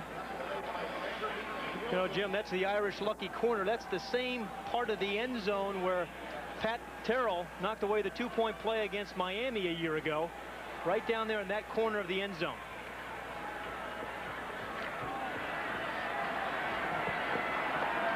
There are no Jimmy Hoffas in that corner. 2nd and 13. Ricky Waters back to the original line of scrimmage. Just hit the whole wall of Michigan State defenders. Going back to that possession, you know, one of the really key things there, Pat, I've got to think, is the 5-yard step off when it was 1st and goal at the 7 that backed up the offense to the 12. Well, it puts Michigan State in a position where they're not. That's not their kind of offense, being 1st and 12. They're not going to beat you throwing the football. They're a selective passing team, so that did hurt them. But now it's up to their defense to stuff Notre Dame here on 3rd and 10 and give their offense another chance. Sophomore Tony Smith has come in as a receiver for Notre Dame. Play action fake to Waters. Rice with good time. Still behind the line of scrimmage and will unload. He's intercepted. Intercepted by Carlos Jenkins. And the pressure by Percy Smith helped force it. Percy Snow.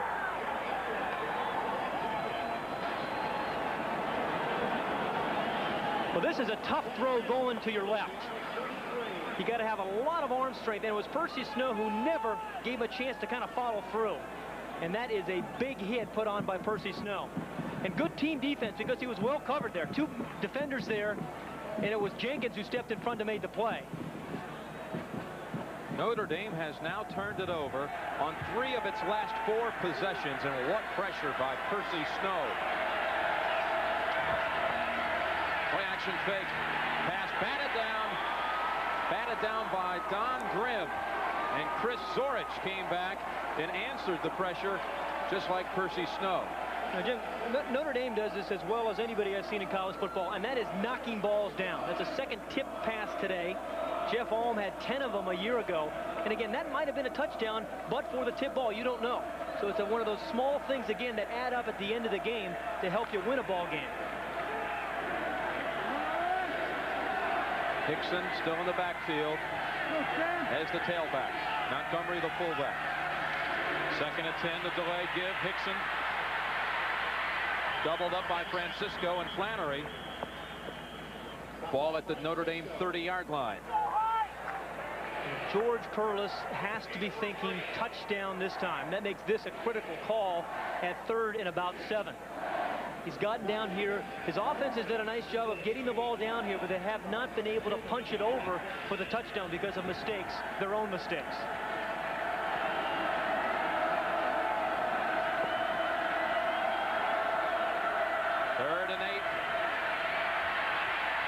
Going for it all. Touchdown, James Bradley.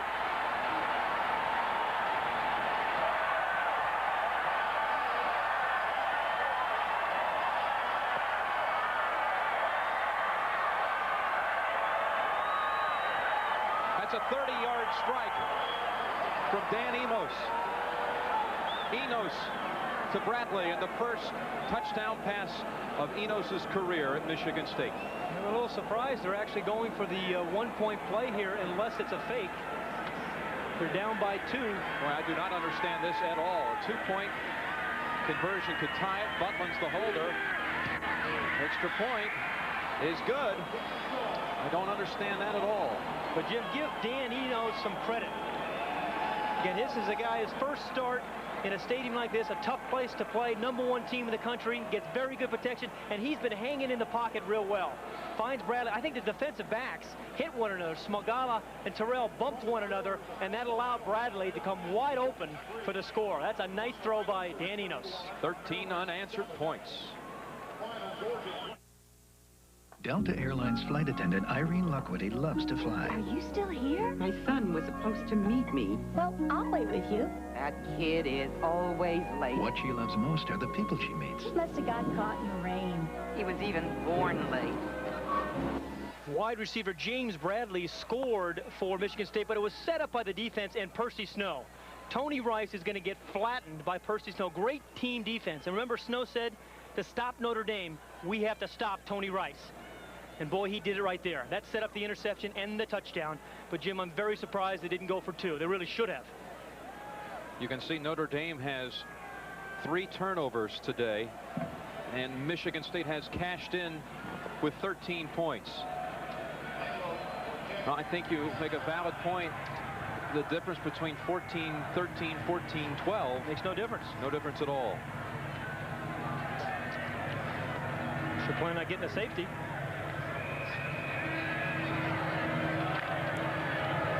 Well, they've not kicked it to Ismail today.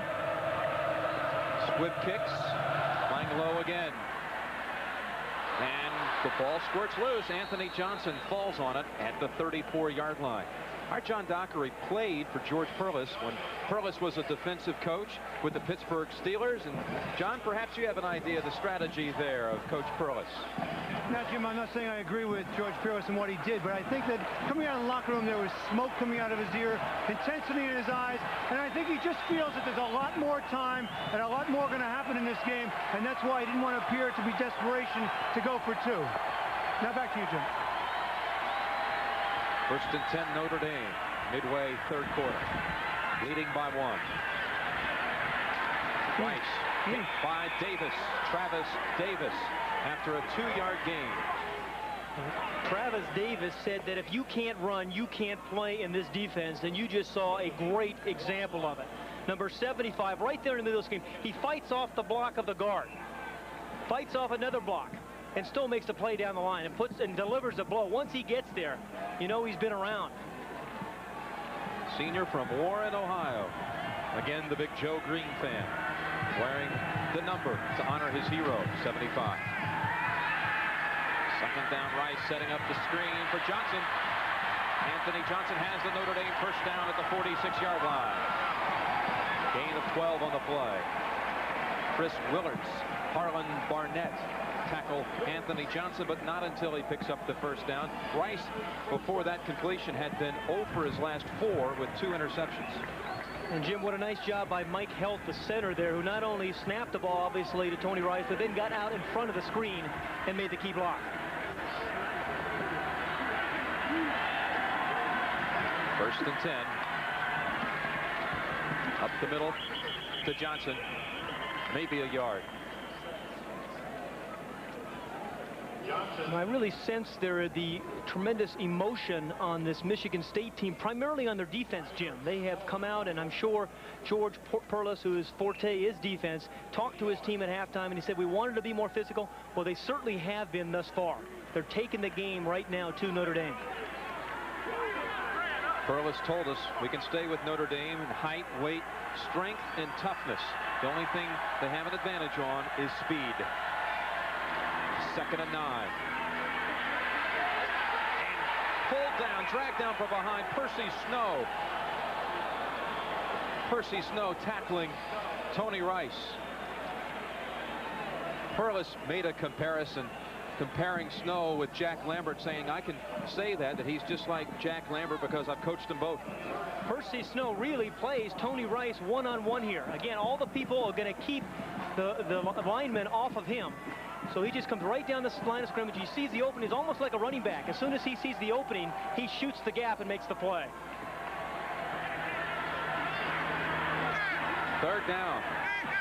12 for Notre Dame. Waters is open. Snow almost makes the interception.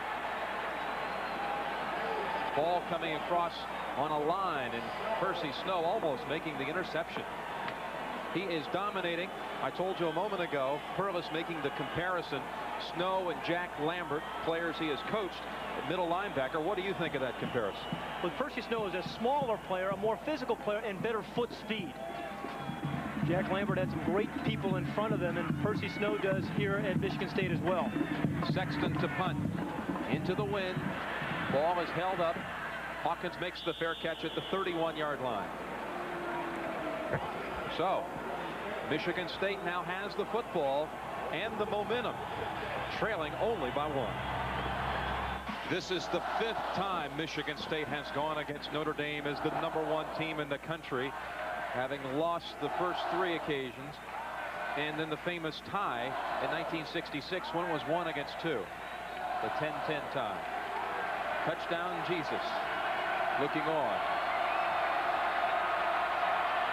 And Michigan State with the football trailing by 1.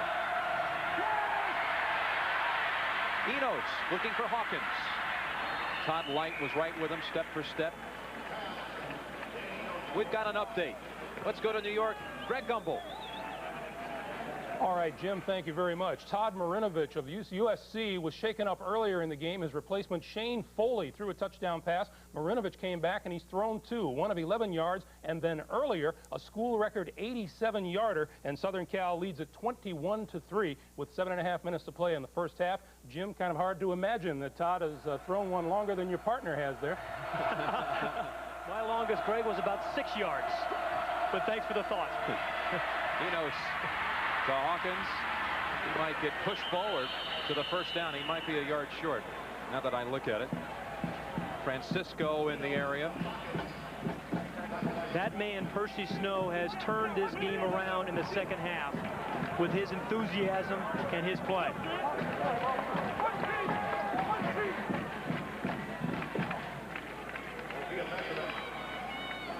Percy Snow told us at the very start of this show that it was going to be a dogfight. Been waiting all year for this game. It's going to be a dogfight from the first whistle to the last. And the longer that the game that Michigan State stays close, Jim, I think they get more and more used to the speed of the Fighting Irish. I think the better chance they have of winning because Enos becomes more confident. He's not intimidated by the crowd as much. And so as long as they keep this game close, you wind the game into the fourth quarter, they have more and more of a chance of upsetting the Irish. You can already see the confidence brewing in Enos. First down by Michigan State. Hickson the lone setback. Complete to the tight end, Dwayne Young. A flag is down on the play. Young has the first down yardage. Smagala and Grimm in the area. Well, let's wait on the flag. You know, it's amazing, Jim. You can just sense a quarterback's confidence, even just by his stride. He's not a happy camper, obviously, but just the way Enos is stepping forward and delivering the ball. And now they've thrown 2 balls to the tight end. Ordinarily, their tight end does not catch many passes. As a matter of fact, they say the guy has to be a blocker, the tight end does. And we just hope that he can catch the ball. There are 2 flags down on the field, Pat. We have ineligible downfield, the offense. We have a dead ball foul, personal foul, defense. Ineligible receiver downfield for Michigan State and a personal foul against Notre Dame. And George is saying it should be a 5 and 15 difference. You saw him say the 5 and 15, and that's why they're marching it off against the Irish. But George looked like he's intense enough to be out there playing middle linebacker right now, didn't he? What did Doc say? Doc said he was standing next to him and there was smoke coming out of his ears. So a first down for Michigan State at the 49 of Notre Dame. Hickson tackled by Zurich. Another flag flies. McDonald in the area and Grimm. Notre Dame players indicating holding.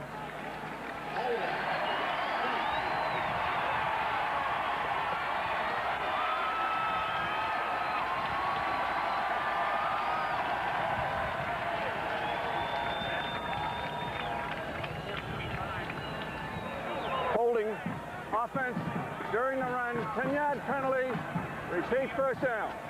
And this is not the kind of situation that Michigan State is particularly good at. They're not a very strong throwing team, particularly when it's 1st and 20. They're a 2nd and 5, 1st and 10 type of throwing team.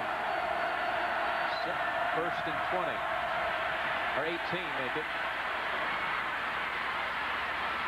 Hickson picks up about half of that yardage. Or tackled by McDonald. And that's a nice call, just getting some of it back, Jim. You don't try to throw the ball downfield. You give Highland Hickson, a guy who's been a very effective guy with a ball in his hands today, a chance to get half of it back. And now you're back in the ball game at 2nd and 9. How about Highland Hickson, Pat? He's had to step in for Ezor. He's really worked quite a bit of the load here for the Spartans.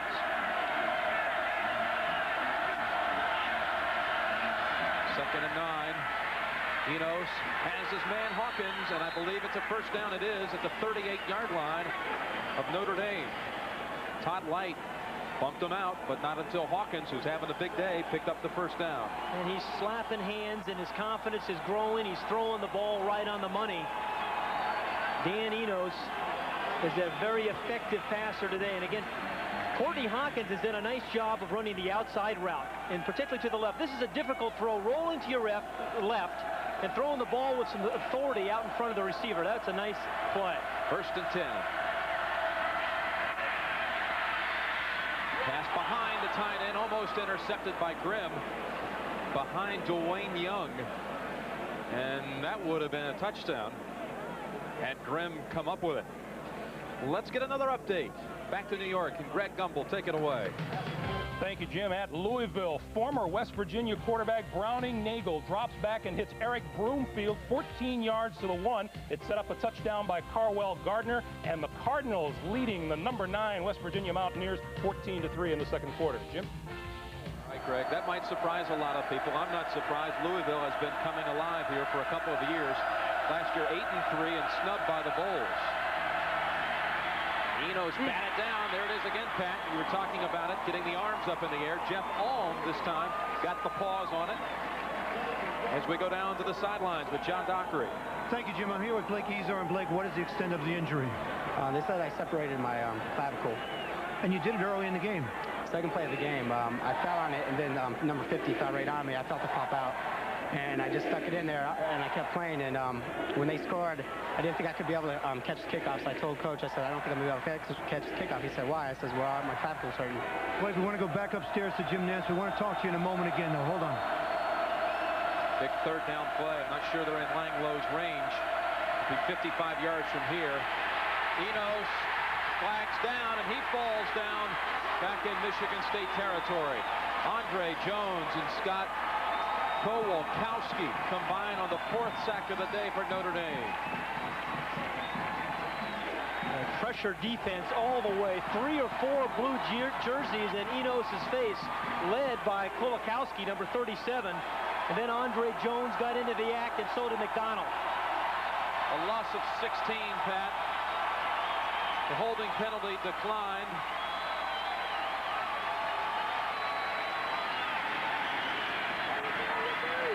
Josh Butlin will punt.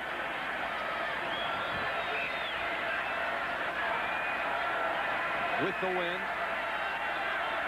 His career long was against Notre Dame last year, 68 yards. Inside of the 10 comes to Waters. Waters will not find running room. Vincent Donaldson on the tackle. And we go back down to John Dockery. Jim, I'm with Blake Ezor, the injured Spartan tailback. Blake, what brought this team back in the 2nd half? What did George say at halftime? We just were motivated. We knew that we could dominate them. I mean, we just weren't playing up to what we could. He just said, get out there and just, play tough. Certainly doing that. And now back to you, Jim. All right, Doc. A look from the blimp above. The Goodyear blimp under the direction today of Larry Chambers, Spring, Texas. Beautiful shots. Todd Murray also on that special teams tackle, backing up the Irish at the 8. No running room there for Anthony Johnson. Well, Notre Dame has had 7 rushes this quarter and have yet to gain a yard. We talked about gangrene, this defense, and again, look how many people are all over Anthony Johnson.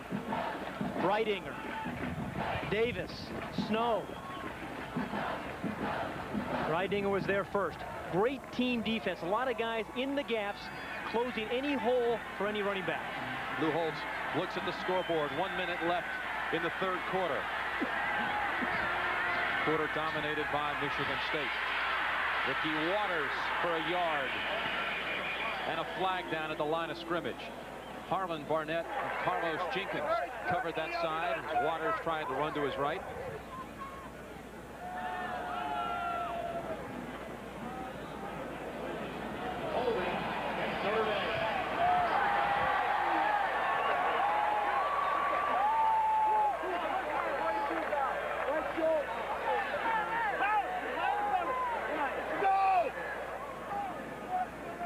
Burles is going to refuse the penalty that would have backed up the Irish inside of the 5, but it would give them an extra down. Yeah, but it was a no-gainer, and the defense did a nice job. And you see, both coaches are playing a little chess game. Lou Holtz is looking over at George Perles, seeing about what kind of player he's going to send in. Perles is looking back at Lou Holtz to see what kind of defensive guys he's going to play in. Both these coaches are very good in-game coaches, strategists.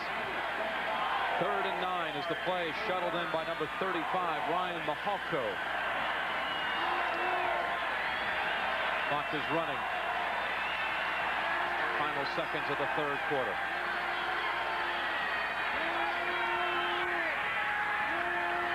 Rice, he'll keep it. Coming over to make the play, Percy Snow. Looked like Rice had running room for a minute. And they should call timeout to force them to punt the ball into the wind. Michigan State really should use a timeout.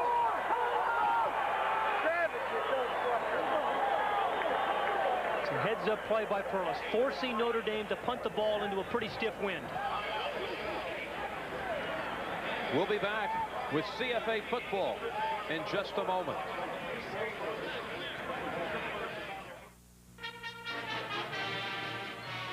Only a 24-yard average.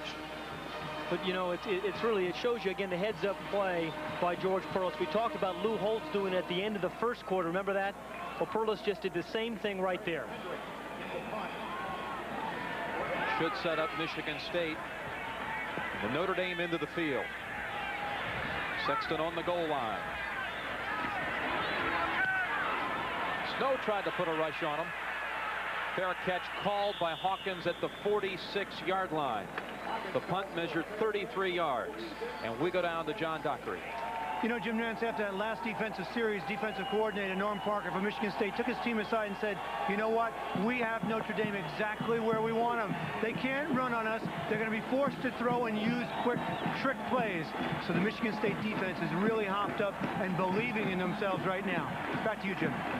Doc, that last punt actually was by Craig Hendrick instead of Jim Sexton, the regular punter. Last play of the third quarter. Will Michigan State throw with the wind pitch? They should. 6 seconds remaining in the quarter. They should take advantage of it. They'll run it instead. Hickson, Andre Jones has him, along with Don Grimm. And that's the end of the third quarter. With the score, Michigan State trailing Notre Dame 14-13. College football on CBS Sports will return after this message and a word from your local station. CBS Sports coverage of today's CFA game is sponsored by AT&T, the right choice.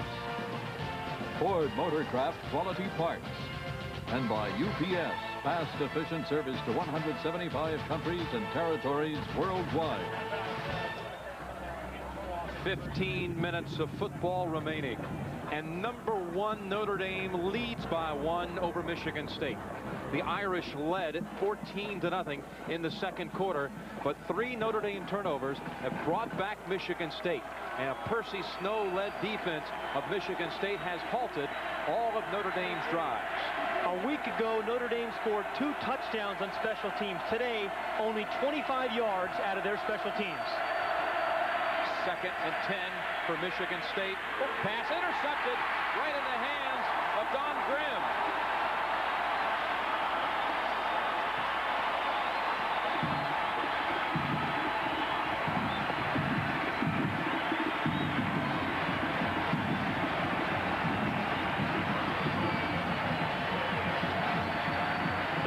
Got out of the hand of Dan Enos in a very funny manner. He was trying to lob the ball in, just trying to touch the ball in and make it an easy ball to catch instead of drilling the ball, but he threw it way too high, and Grimm, right in the pass coverage, right where he's supposed to be, a disciplined player, makes the easy interception.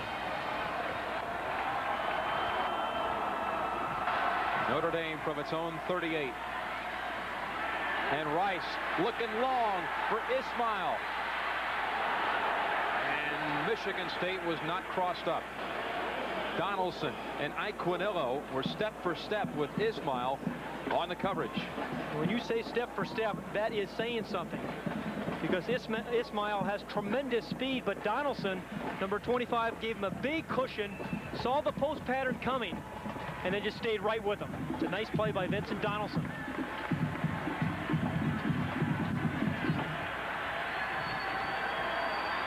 Second and 10.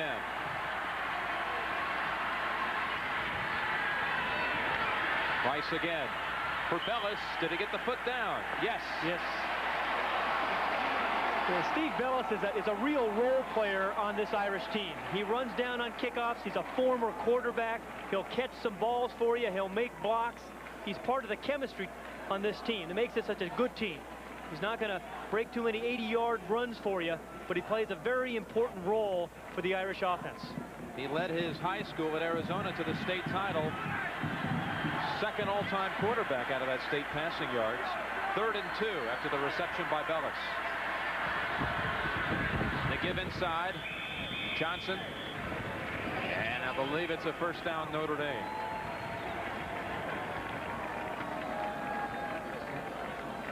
Anthony Johnson may be one of the best guys I've seen run on 3rd and 2. I'm talking about anywhere that I have ever seen. Just refuses to give up. The feet are always moving. He's got the high knee action. He stays low. He pushes the crowd, and he picks up a lot of first downs. Former usher here at Notre Dame Stadium. Anthony Johnson. And it is a first down. Running the option. Here goes Rice.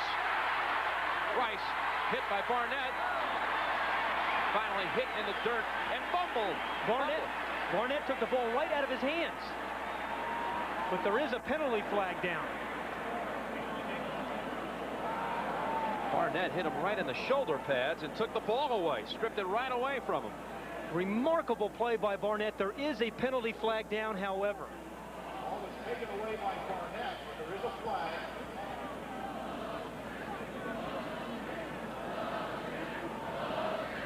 Holding offense during the run. 10 yards, first down. I don't understand that. They're calling offensive holding. I don't understand why they're not. This is not a strip, but nonetheless, here's the play. You're going to see him get bumped hard inside by Barnett. Barnett hits him, and at the same time, right there, takes the ball away. Actually came back and got it a second time. That should have been a fumble, and that should be Michigan State's ball. Clearly, Tony Rice was still moving forward, so he had not stopped. That should be a turnover. They've straightened it out now. It is Michigan State Holding football. penalty. Offense has been declined. The ball was fumbled here. Michigan State recovered. First down. Pat, talking all week about this game, the one thing we said is a given about Notre Dame, the Irish just do not commit turnovers, but today they have 4. You're absolutely. Ordinarily, they're not going to do that. You have to beat them. They don't turn the ball over much, but this wasn't a bad offensive play. This was just a great defensive play. Tony Rice wasn't holding the ball improperly, anything like that. Barnett, number 36, just did a great job of taking the ball away. From the 32. Enos tries to get by and unsuccessfully at that as Scott Kowalkowski tackles him for a loss. Let's get an update out of Greg Gumbel in New York. Greg, what's the story? Jim, West Virginia has bounced back against Louisville. Watch Mountaineers quarterback Major Harris. Is he tough or what? Eludes that one, gets hit there, gets a forearm to the face, and gets off a 23-yarder to Greg Dykes. It's 14-10 Louisville, under a minute to play in the first half. Jim? I hope there was a penalty, by the way, on the end of that play. Took a shot right in the face. Hickson. Back to the original line. Smagala pushed him out. 3rd and long, facing Michigan State. 13 minutes, 18 seconds left in the game. Yeah, 3rd and 10, again, is not Michigan State's kind of down, and Notre Dame in this situation has come with tremendous pressure. They bring in their nickel defense. Kowalkowski on the outside, Andre Drones, Devin McDonald, 3 linebackers, put a lot of pressure on George Perlis' quarterback.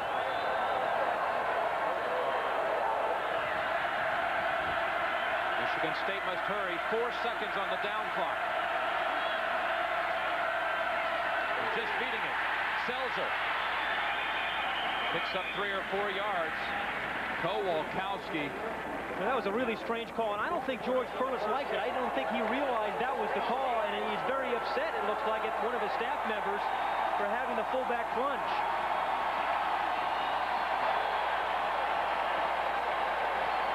Looking on in amazement.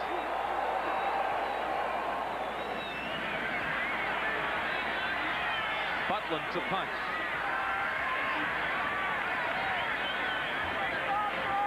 Mark Shapiro on the snap back. Off the side of the foot. Bellis makes the fair catch at the 37-yard line. We're inside of 13 minutes. And number 1 leading by 1. Of you who have just joined us, number 1 ranked Notre Dame is being pushed all the way and challenged today by Michigan State. The second half, Michigan State has now moved within a point. 14-13 of the Irish.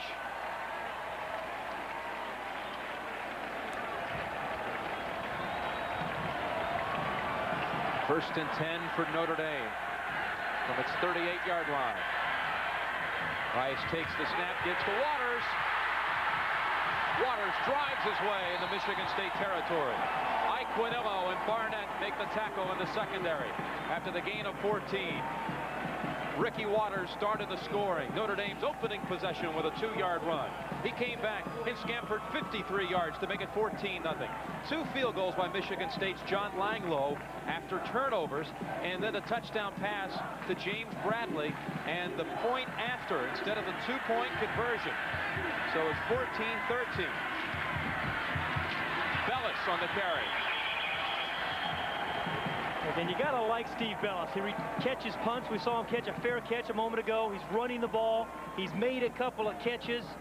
He's down on special teams. Again, he's not going to be in the Star. He's not going to be on the cover of Sports Illustrated, but he sure is going to help your team win.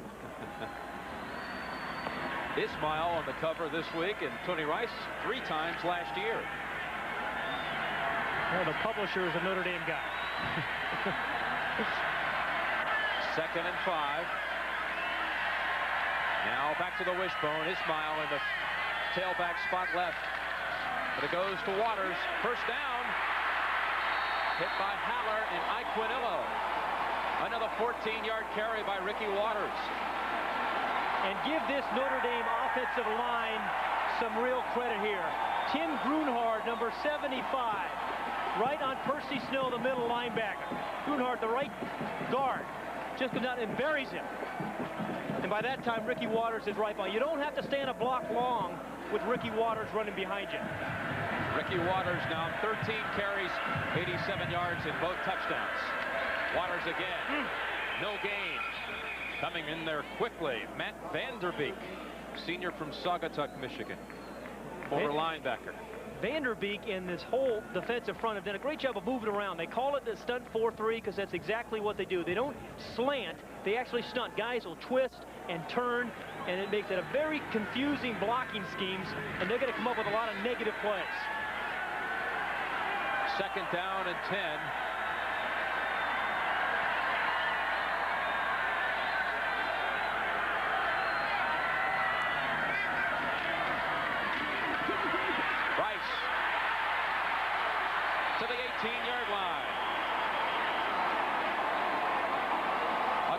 13. Tony Rice put a move on Carlos Jenkins, the linebacker, number 51. He just freezes him. Watch him as he comes down the line. 51 just stops. He fakes the pitch.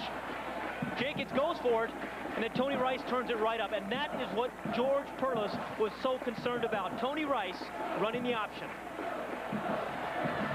George Perlis says playing against Rice is like playing against 12 guys.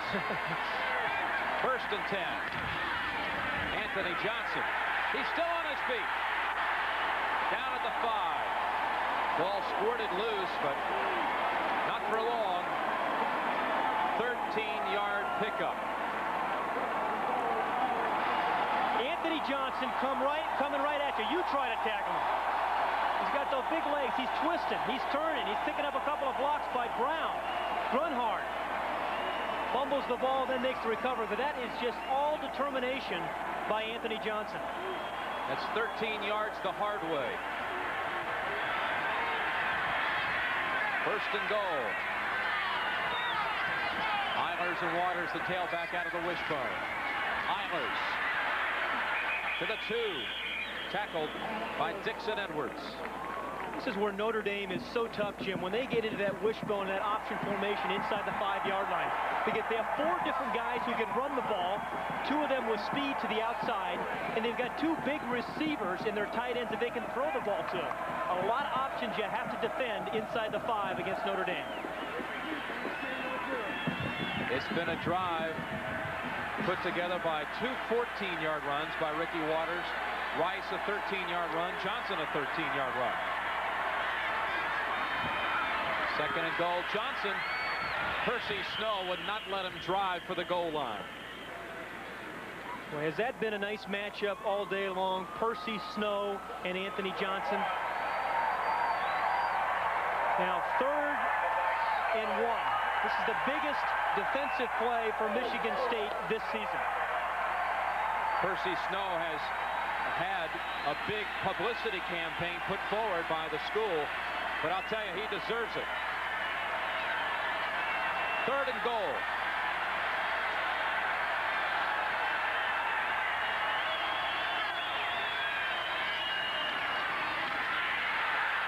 Anthony Johnson, touchdown. He didn't make it by much, but it's 6 points. Notre Dame. Think about Anthony Johnson. He just gives you everything he has, every single play.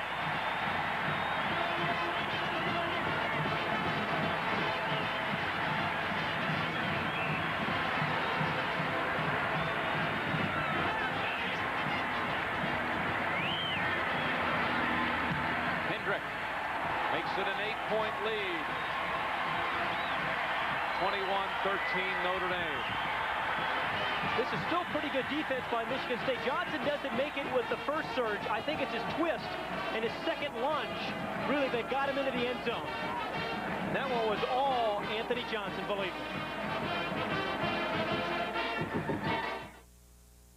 me. I'm only going. The Goodyear Blimp America sneaking over the press box for a bird's eye view.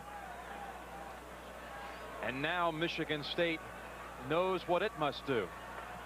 Trailing by 8, and should they score the touchdown now, we would see that 2-point conversion, Pat, we had speculated on earlier. Yeah, but they're going to have to go for the 2 just for the tie. Had they gone and converted before, they could be going for the win. But nonetheless, they've got a lot of work to do before they're even put in that position. 8 minutes, 16 seconds left. Courtney Hawkins standing on the goal line.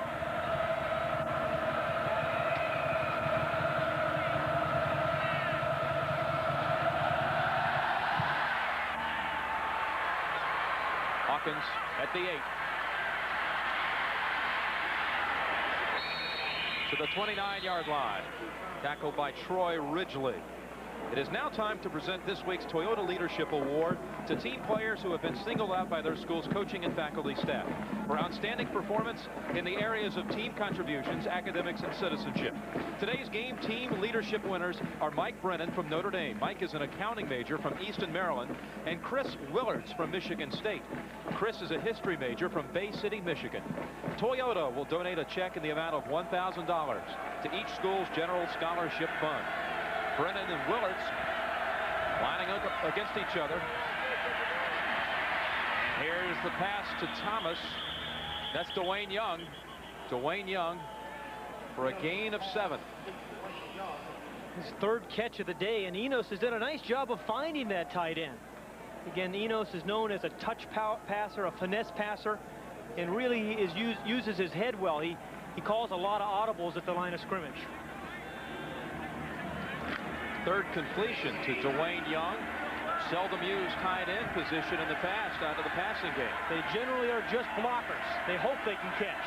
Selzer the lone setback. Gets the carry and runs right into Ned Bolcar.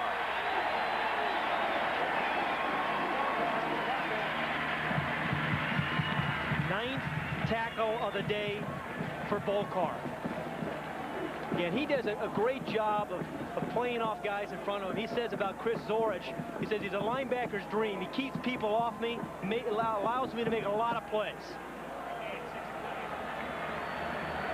Bolcar said he has seen Notre Dame at its lowest point, 5 and 6 years, a freshman. Fifth-year seniors already graduated undergrad, now taking courses. Hawkins inside of the 50 to the 46-yard line. Todd Light and George Foreman tackle him.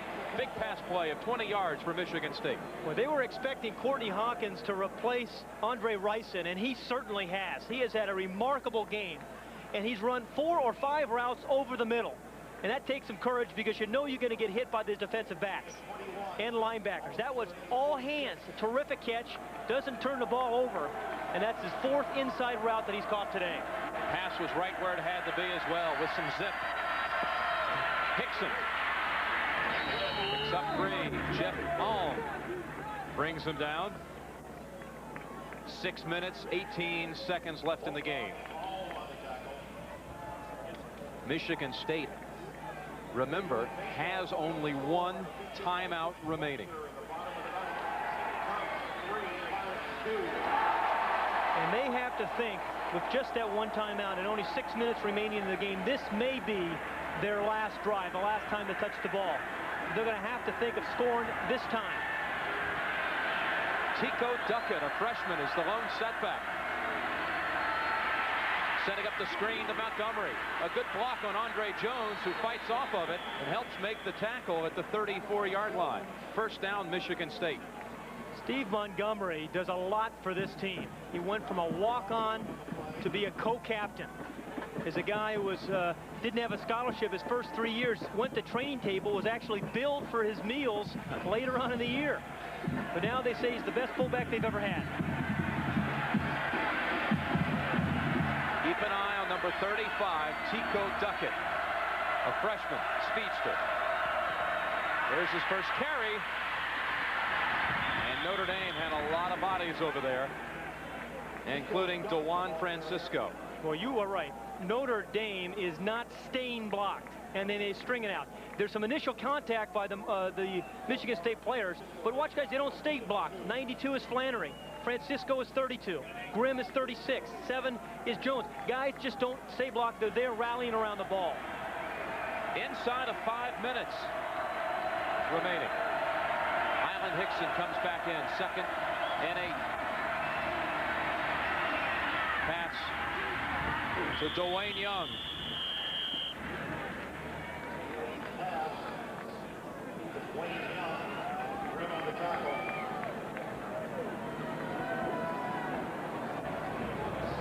At Notre Dame Stadium, the home opener for the Irish. Irish burst in front, 14-0. Now find themselves in a war. Michigan State driving, trying to go in and tie it with a touchdown and a 2. Hickson Hickson might be just short of the first down at the 25-yard line. And if Lou Holtz is going to defend his national championship, it's really going to come down to this play on defense. A little under 4 minutes. It's 4th and 1. Michigan State knows it has to go for the end zone now, with only one timeout remaining. Giving the football back to Notre Dame could not stop the clock and get the ball back. To give to Hickson. It depends on the forward progress. DeJuan Francisco came up from strong safety.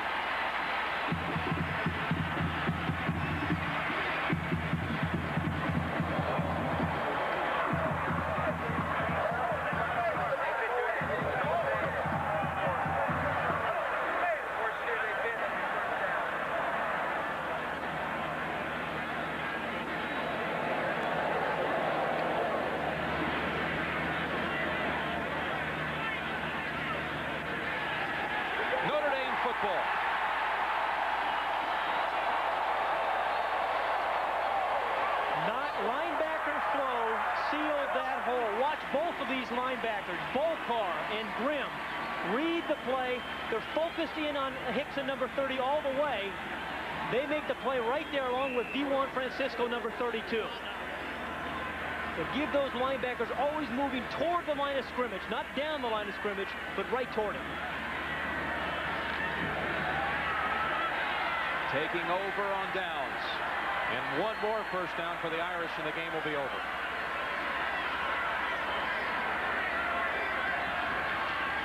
Waters to the 29-yard line, tackled by Vanderbeek. And here's the situation, Jim, where Michigan State now must strip the football. As you pointed out, they have one timeout remaining. They can run the table here, Notre Dame can, so they've got to force that turnover. They have to come up and strip that ball like they did a little bit earlier on Tony Rice. Harlan Barnett stripped that one loose.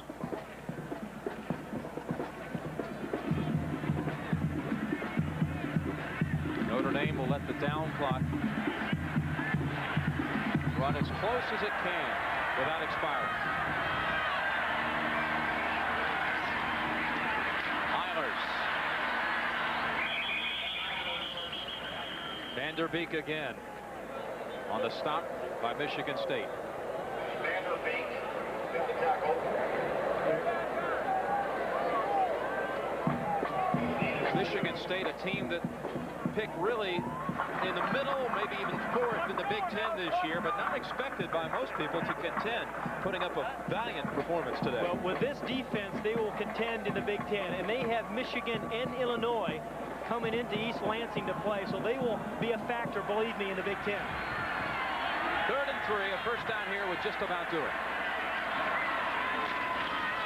Ismail has the first down. Now that's really incredible to me, Jim. On 3rd and 3, a critical play, you give the ball to Raghib Ismail, 175 pounds, and he picks up the 3 yards for you. He's one of the most charismatic young men I've ever met. Remarkable guy. With Michigan State kicking away from him today, he has not been a big part of this picture like a week ago against Michigan. But that was certainly a big carry, a first down for the Irish. Mahoko.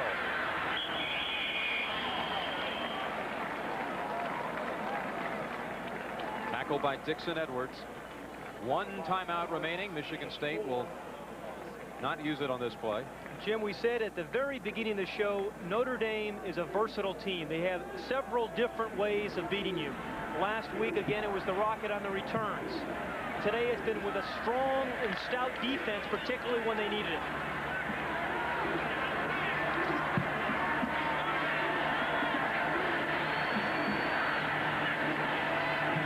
Second down. Ismail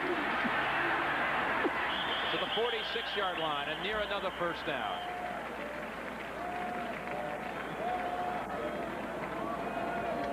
Our CFA action next week is from Knoxville, Tennessee.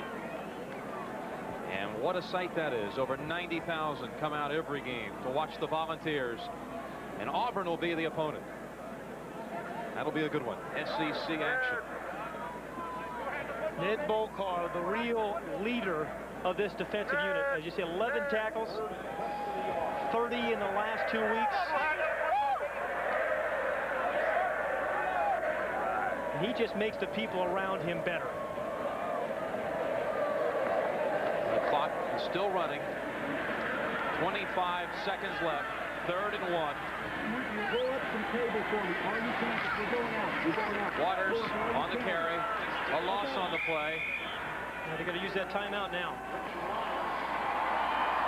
Now they use the timeout with 11 seconds left. One more snap.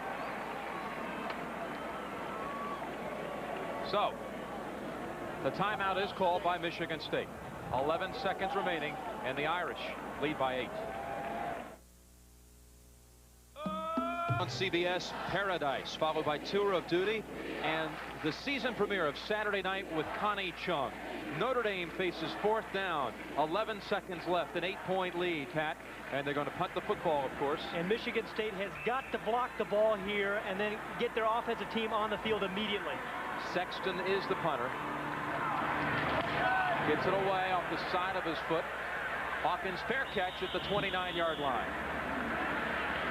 27-yard punt.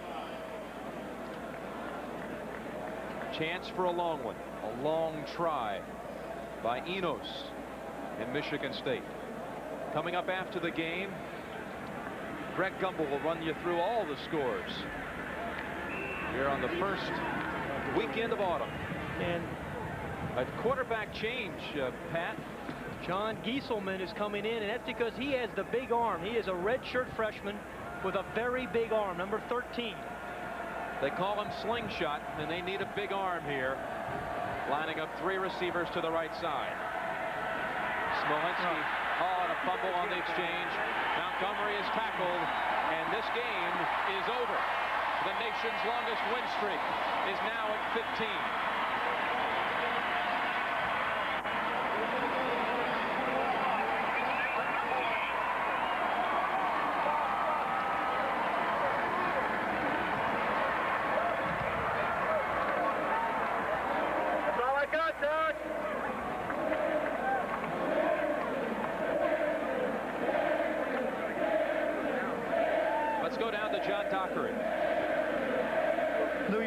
Find a lot of different ways to beat teams. Last week it was special teams. This week, solid defense, good offense. Well, this wasn't one of our better performances. You should never play a football game and have 4 turnovers, and we tried to make some great plays and make things happen, and they beat us up front. I mean, I give Michigan State all the credit in the world. They did a great job. They came into our place, and they controlled the line of scrimmage. I thought our kids played hard. We didn't play particularly intelligent, but we feel very fortunate to win. We accept it. Lou, I sense even when it's tight in the 4th quarter, you never lost confidence in your team. No, I think, we've been through an awful lot. We just had some things that didn't go the way we'd really like to. But we did keep our poise, our players did, until on 3rd down and 1. I didn't think we should have had to punt the football. That was probably the most disappointing thing. But let's give Michigan State credit. They're physical. They played very, very well. I've said all along that we have an awful lot of problem areas, but we do play well together, and we do compete, hang in there. But 4 turnovers and not having the ability to run the ball on a consistent basis is not my idea of a real good team. Congratulations, Coach. Now back to you, Jim Nantz.